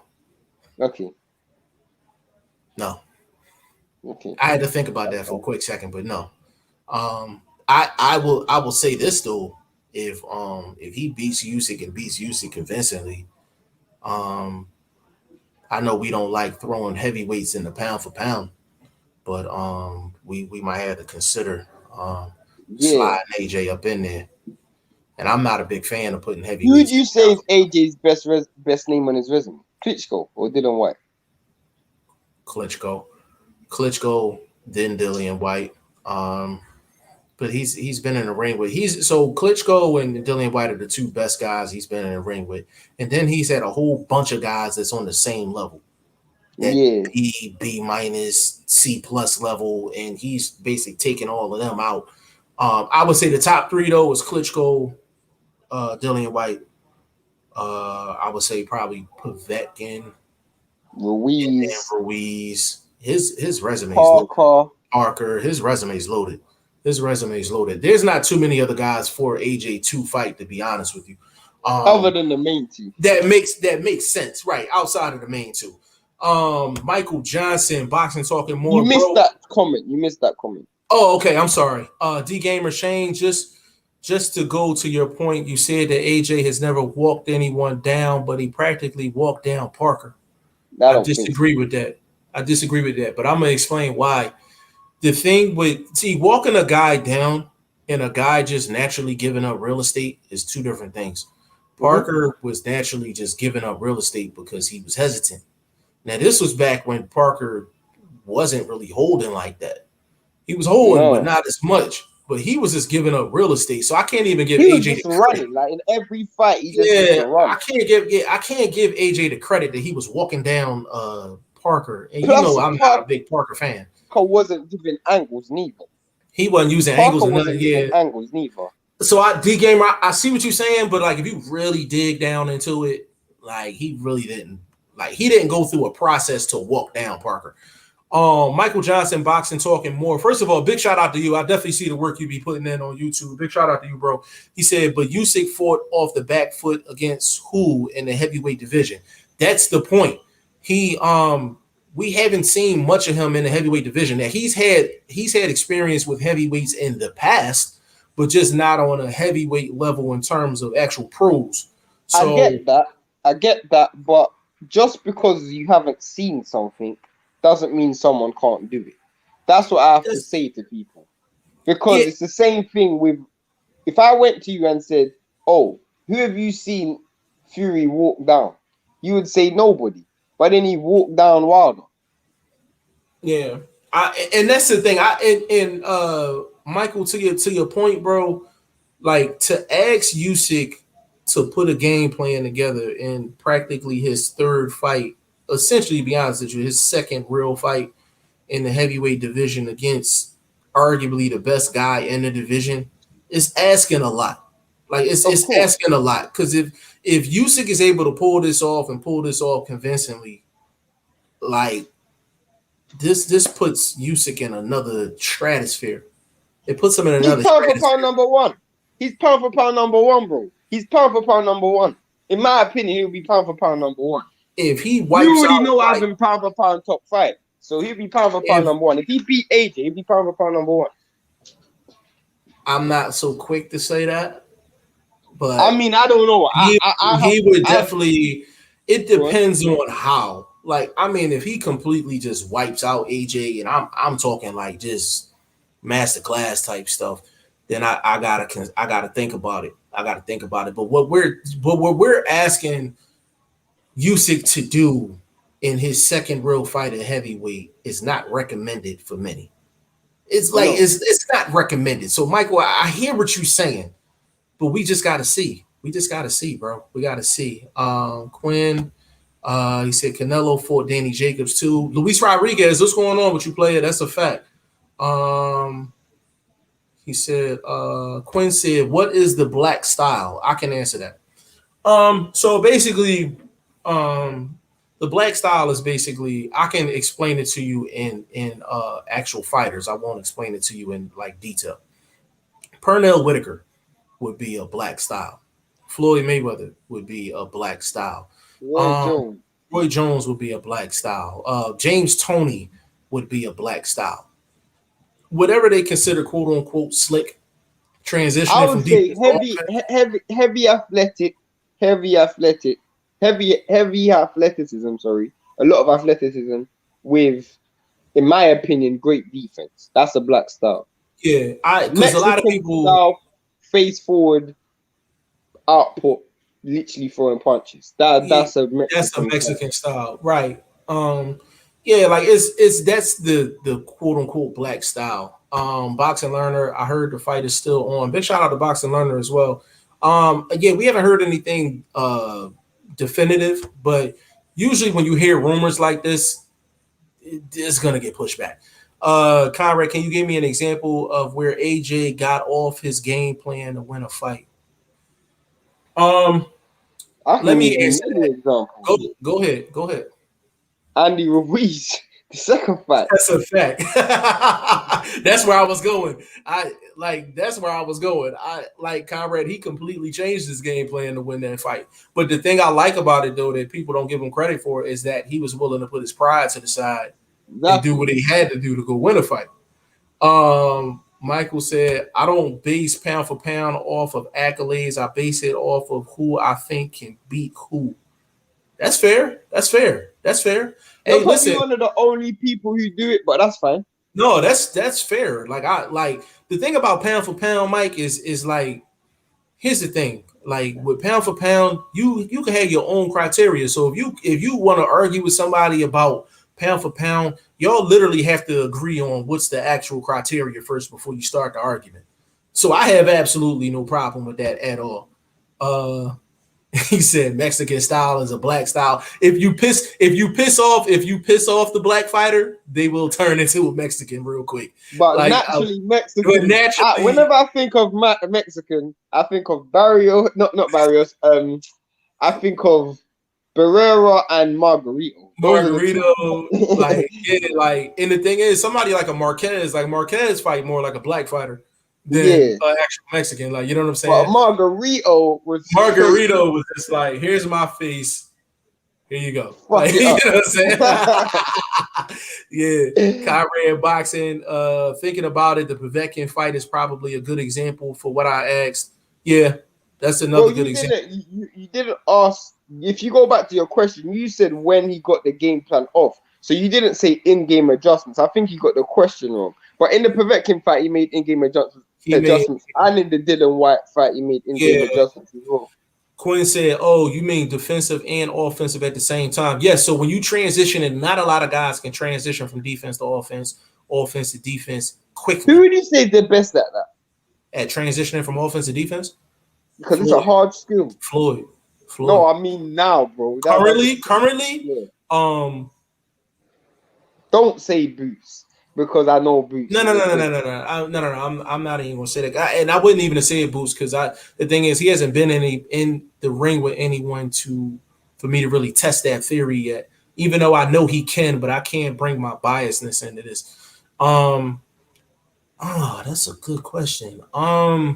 The best in the business is transitioning from offense to defense. I gotta ponder that. I gotta think about that.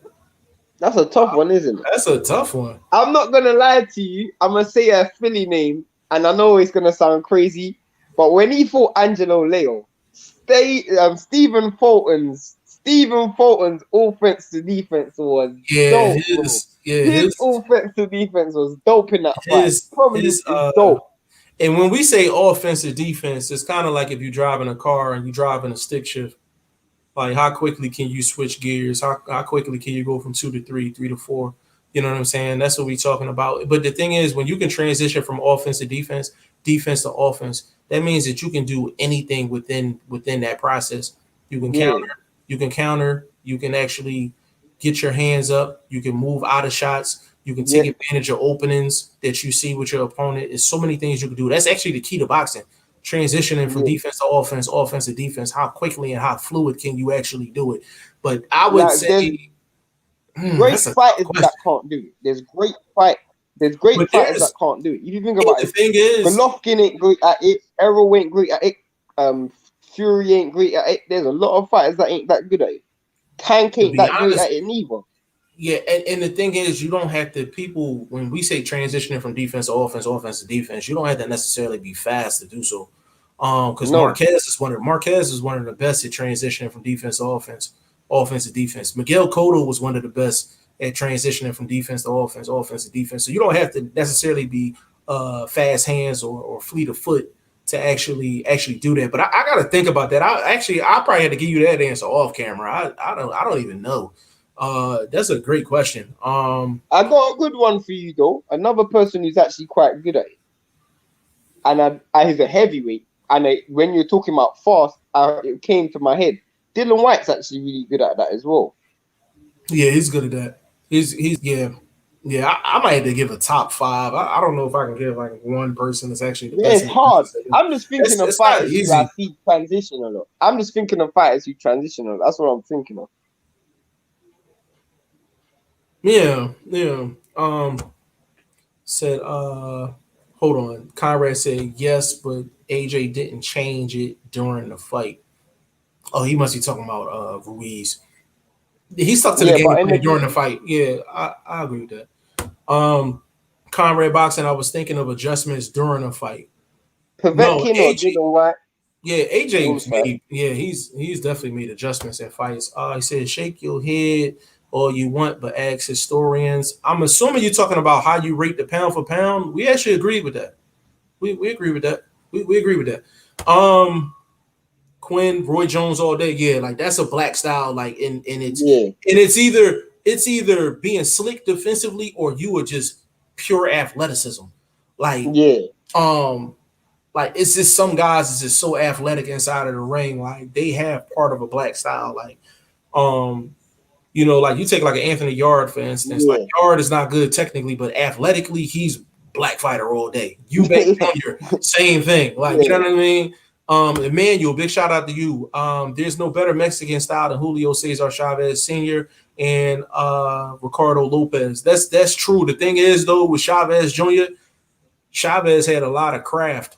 He had a lot of boxing craft within that Mexican style. He was doing a lot of pull counters, Exactly. I countering don't in the think that pocket. was that He was attacked raw him. Mexican. That wasn't raw He Mexican can. style. That wasn't raw Mexican style. Like that's kind of like doctored up. But that's what made Chavez so good though, because he could give it to you any way you like it. He can give it to you any way you like it. Offense and defense, Mexican, 51-0. Ricardo Lopez. Yeah, I listen. Ricardo Lopez is a great fighter. But just in terms of Mexican style, like you think a person that has no regard for defense. Like that's the general thought when you think of Mexican style. Um, Conrad said, "Nah, I disagree. It is one of White's weaknesses that his The transition reason is so why I slow. disagree, Conrad, maybe from offense to defense, but from defense to Defense to offense, offense. White is real good at that. Yeah, Like he'll be on the back on the ropes, and out of nowhere he'll just go let off a 4 punch combination out of mhm, nowhere, or do yeah. something crazy. Like it will literally come out of nowhere, and I feel like the element of surprise is what gets him, So Conrad, you're what partially affects him. right. Yeah, Conrad, you're partially right. Going from offense to defense is not really his strong suit, but defense to offense though, yeah, because the thing is with Dillian White, what makes him so dangerous is that he will throw a comment. Like it's one thing to throw punch for punch with a guy, but it's a whole nother ball game when a guy throws one shot and you throwing a combination at the same time, and it's like Dillian White might eat 2 shots while he's trying to get Yeah. his combos off, and that's what makes him so exciting.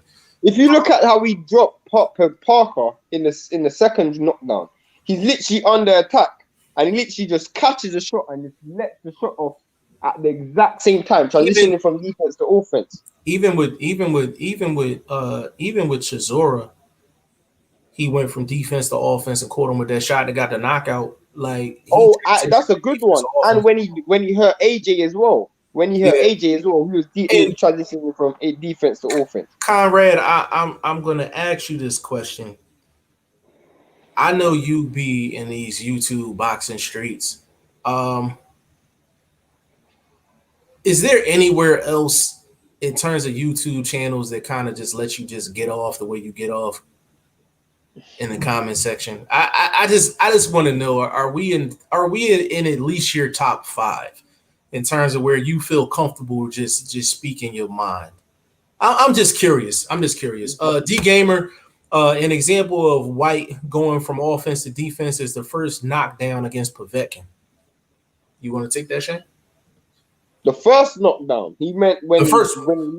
when The, he knocked Povetkin down first. I don't even yeah, remember how that was, but I remember him catching him when he catching because Povetkin was trying to land a shot and he literally just dropped. I think it was right hook or left hook. Just dropped the it shot was on a him and hook. he ended up. He Yeah. just fell through. But Dylan White does it a lot. When Yeah. he's under attack, he's probably at his most dangerous. And the thing that's so crazy, D Gamer, the thing so crazy about that, bro, is and we said this and people, oh man, people killed me for this, yo. I was like, yo, I'm like, Dillian White fought about as good as you could fight in that first fight. He just got Facts. caught with a shot.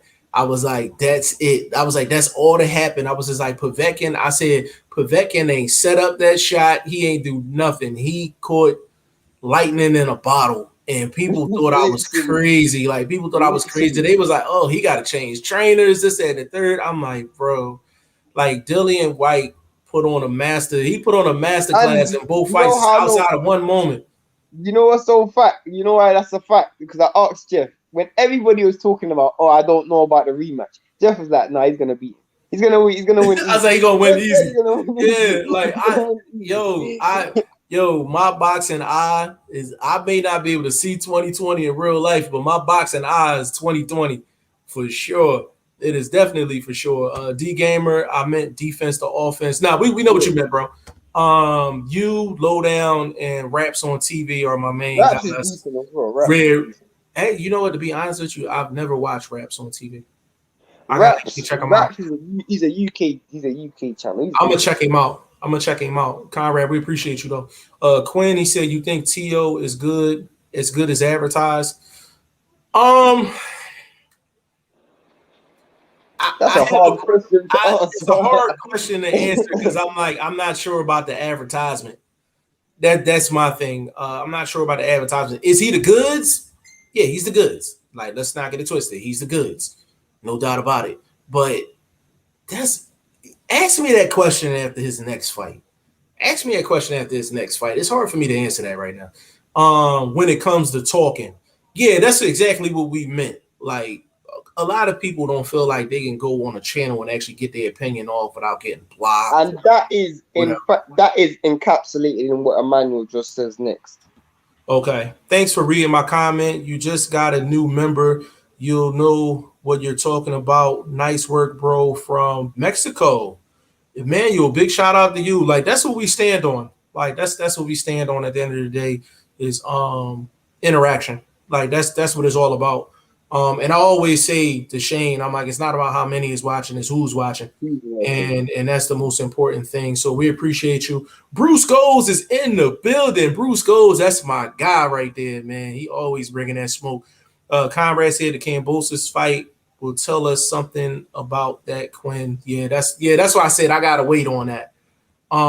Clarence McLean, big shout out to you, bro. That's my guy right there, man. He gonna be in Philly July 23rd, man. So we definitely gonna link up. Definitely dinner on me, for sure, and a good drink.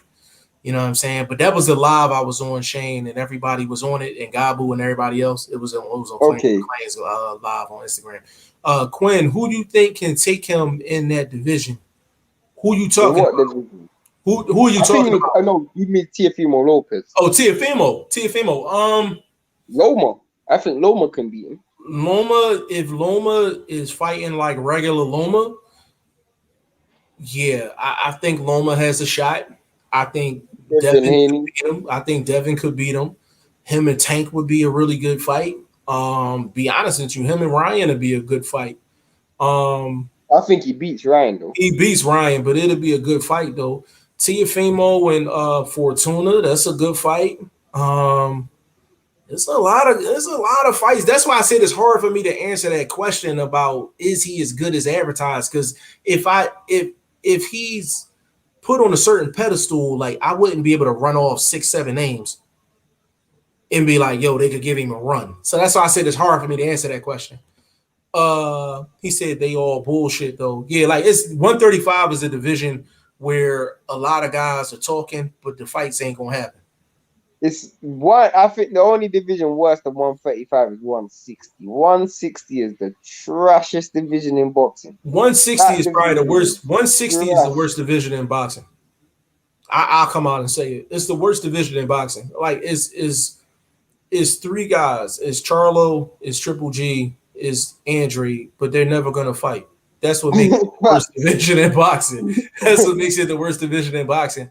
Like is absolutely crazy. And to go to Conrad's point, we've literally been on here. Like we literally stopped talking about Wilder Fury about an hour ago. So we've been on here for over an hour cooking up, really just answering questions. Like, so it just goes to show, like, we have a certain part of the show we're actually handling the topic, and then the other half of the show is we're specifically interacting. Like that's what we're all about. But Conrad, mm-hmm. Go ahead, now I Shane. was gonna say the truth is like what you will see in the up and coming times is like it's interaction is so important, more important than anything else. Like Jeff will rather read every comment than even touch on the topic. And this is something that's not new because even when I was active in terms of regular videos and things like that, if you notice in the comment section, every comment has a response from me. And it's not just a heart and all of that. Like I'm literally putting in comments like so it's not this is something that we've established from the jump. Conrad, yeah, I don't get why people put him high in their pound for pound after beating Loma. Clean out your own division first, at least. Now, let me respond to that. Him beating Loma and beating oh my god, Loma, Richard Comey. Comey, and Nakatani back to back to back. That's impressive. That's impressive. So I see why people are saying that, but at the same time, 135 is a division. If he could literally like if it wasn't no politics involved and he can line up his next 4 fights, he could literally be a Hall of Famer before he's 30. Facts. He could literally be. So you're talking Ryan Garcia, Tank, Devin Haney, Loma rematch. If he was to fight all four guys, I would he could even be a take Hall that. of Famer. It He wouldn't could be a even be Hall of that. Famer. I would go Ryan Garcia, Tank, Devin Haney, and Josh Taylor. He would be a I Hall of won't. Famer. He would be a Hall of Famer. Easy. He'd be a Hall of Famer before he's 30. And how old is Teofimo? Like 24? Yeah, something like that. Yeah. He would be a Hall of Famer before he's 30. He could literally retire and be a Hall of He'd Famer. probably be the youngest Hall of Famer of all time. proven Hall of Famer of all time. Yeah, yeah. D Gamer, I gotta go see your next stream. Yeah, for sure. We'll be back on tomorrow. Because we got to talk about the fights this weekend. So we'll definitely be on tomorrow. You never know when I'm going to do a late night live with BoxingFirst Vlog. So Yeah. I don't know what time. Uh, I don't know where you're at, D Gamer, but we'll definitely be on tomorrow because we got to talk about the fights for Saturday. Quinn, you think 135 division is trash? It is one of the most Yeah. talented divisions in the sport, but in terms of actual fights being made, it's one of the most trash divisions. Because all of the top, because you can make an argument, the top 10 guys ain't going to get in the ring together outside of Tiafimo and Loma. I'm looking forward to Jojo Diaz versus Fortuna though. That's a good That's a fight. that's a real good fight. That's a real good fight. Who you got? Or we gonna say that for tomorrow? Now we can say it now. This is the thing, bro. This is what I'll say to everybody watching. This from this point onwards, like from next week onwards, all of this predictions and stuff, bro. G5 Jeff TV is changing the game, bro. Listen, hey He's Shane, changing the you know game. what, Shane? Because we almost at 2 hours. I'm gonna let you make the announcement, and then we'll give our final thoughts. Go ahead, bro. Bro, for those who are watching, Jeff is always aimed to be more than just a YouTube channel, like it's a media outlet. Now you look at the numbers and you think, it's not the most, but it's not the smallest. But who we reach out to is more important than how much we reach out to. And of the recent times, we've realized that we've been reaching out to people who are in high places. Like I can literally show you my emails. I can show you just conversations he's having on Instagram and social media and stuff. So we're reaching out to a lot of bigger people, but the intention that we have is massive. So I'm not going to tell you exactly what the steps are, but in the next week, Jeff will be launching something, and what he'll be launching is unmatched by any YouTuber, publication, anything. Like there's no, it's 100% free. And when I mean no other YouTube channel is doing it, no other publication, no one, nowhere, anywhere, nowhere. All of you guys who are in this comments now and guys who watch it on a rerun or whoever, whatever, see this clip, whatever, you guys will all be part of. because you're all part of G5 Jeff TV as a channel. When you watch it, the channel is all about interaction. So Absolutely. we're maximizing this interaction, and we're taking 100% control, giving everybody who's here an opportunity to get their voice off. More importantly, give them a chance to be literally as close to the sport as possible. Bro, we're doing something that no one else is doing. Listen. This move basically takes us from a YouTube channel to a media outlet. Like And essentially, like everything that you could possibly do within the sport of boxing, from because there's a couple things you can do. You can be a YouTuber, you can be you can be a media outlet, like you could be a writer, you can be a reporter. There's so many different things, but there's only certain things you could do that turns yourself into an actual media outlet versus just a YouTube guy. And that's what we're getting ready to do. And I gotta get to this comment because Conrad funny as shit. G5 Jeff, support my guy, Philly baby. Clarence, I see you on the 23rd, man. Big shout out to you, bro. He said, I hope you're not talking about OnlyFans. Yo. Oh, I'm not gonna lie, yeah. That's something exclusive. Yo, I don't think I have anything to offer this OnlyFans material, but you funny as hell for that. Conrad says sounds like a massive project. Yeah, and it's a project that involves all of us, all of us in the comments. Like literally, just need your support.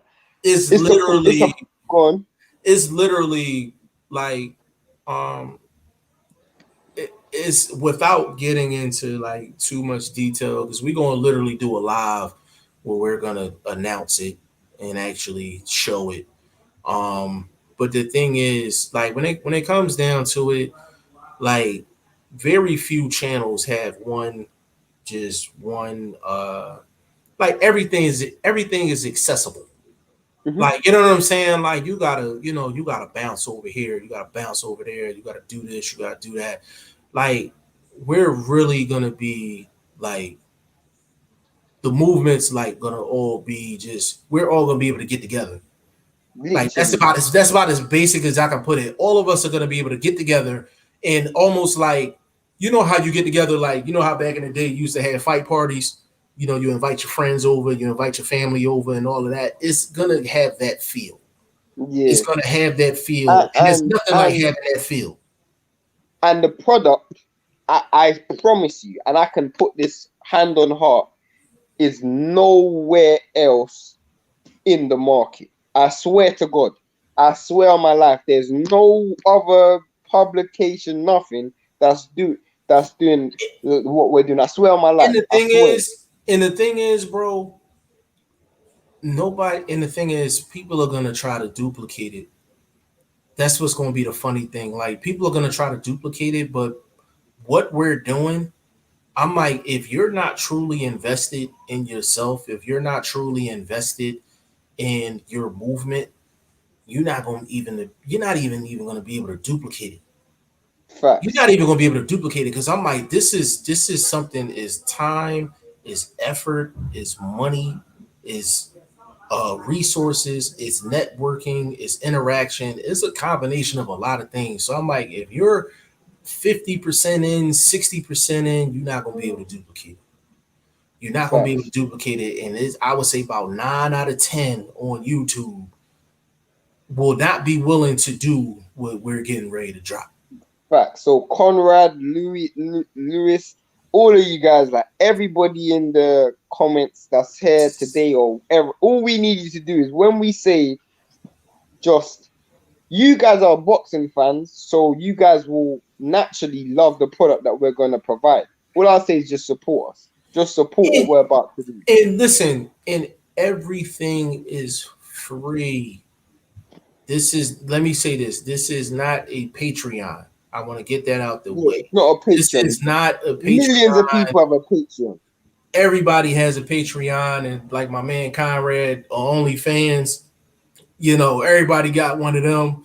But it's not it's not an OnlyFans, it's not a Patreon, but this is something that is going to bring all of us together and it's going to give all of us an opportunity to actually talk boxing and feel free to actually come to a location and actually talk boxing at the end of the day. And there's not a lot of people that's offering that type of a service, and they feel like, oh well, I gotta send $10 for him to read my comment.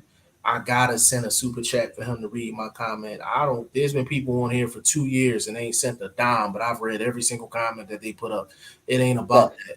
You know what I'm saying? Because I'm like, if you're charging people just to read their comment, then essentially your channel is pay per view. Your channel is pay per view. You understand what I'm saying? Pay per comment. Like that's what your channel is, and we're not based off of that. We're not based off of that at the end of the day, man. But we gonna close it out right there. We done been 2 hours strong. Shane, do you want to get them your social media before we get up out of here, good brother? Seems like I'm glad DT3's here, bro. I need to message you on a private. I'll speak to you when I see you.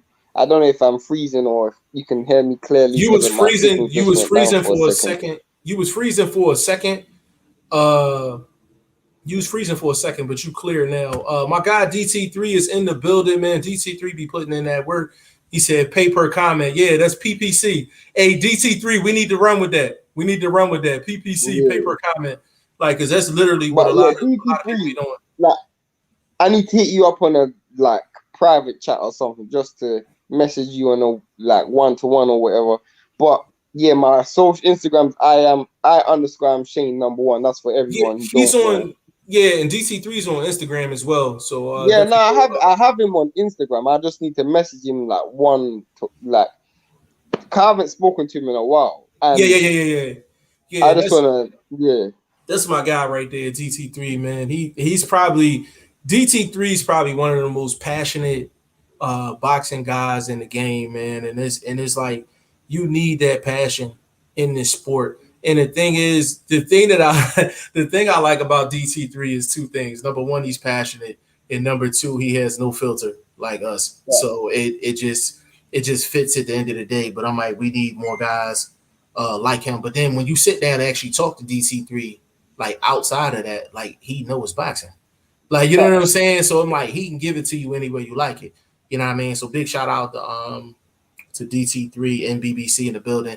You know what I'm saying? But I'm G5 Jeff TV all over the place, Facebook, Twitter, Instagram. We definitely on the move. And hold on. Clarence said, call me when you get a chance. I will definitely call you. We got to coordinate on the 23rd, bro. I'll hit you up in about like an hour. But this was a good show. Over 2 hours. He said, I'm back training again. Fight date. Oh, damn. He said, fight date coming soon. Okay. So we definitely gonna have to wrap. Hey, DT3, we're going to interview you as a fighter. We're going to interview you as a fighter, bro. But Facts. listen, man. But on behalf of VP Shane, everybody that came in the chat, we appreciate you all. Big shout out to Boxing First Vlog, aka Blunt Bayless, and G5 Jeff TV. We should be on tomorrow. Actually, the fights are on tomorrow, correct? They're on tomorrow. Yeah, they are. Yeah, it's a Friday fight. Actually, you know what? We should go live for that. Yeah, because it's what Yeah. Sullivan Barrera, Sullivan Zerdo, Barrera, Zerto, and then we got Fortuna and and Jojo. JoJo and JoJo. Yeah. Yeah. Yep. So that's on tomorrow, a Friday night fight. There ain't nothing wrong with that. But yeah, we can go live for that. That'll be cool. Actually that's gonna be kind of late for you, Shane. But Yeah, regardless, I'm going on live for that. Bruce Gold said, "Peace, family." Clarence said, "JoJo fight." Yeah, yeah, yeah. JoJo and Fortuna. That's gonna be the fight of the night for sure. Because Fortuna, he doesn't really get too many chances to get his offense off. He's gonna have his opportunities to get his offense off against JoJo. yeah, JoJo ain't gonna run. definitely. Yeah, JoJo's not gonna run. He's gonna sit in the pocket with him. So that should actually be a good fight. I just hope it's no headbutts. Fortuna, Fortuna has a tendency to get in the headbutt match. Not even just that. Jojo, I don't know, man, how he's gonna deal with the weight as well. It's a Well, he 135. be coming in, but he be coming in heavy anyway. I think it might have been Yeah, time I for him know. to move up. It might have been time for him to move up. You know what Yeah, I'm saying? But Listen, man, on behalf of VP Shane and your boy G5 Jeff TV, we appreciate y'all, man. We are out.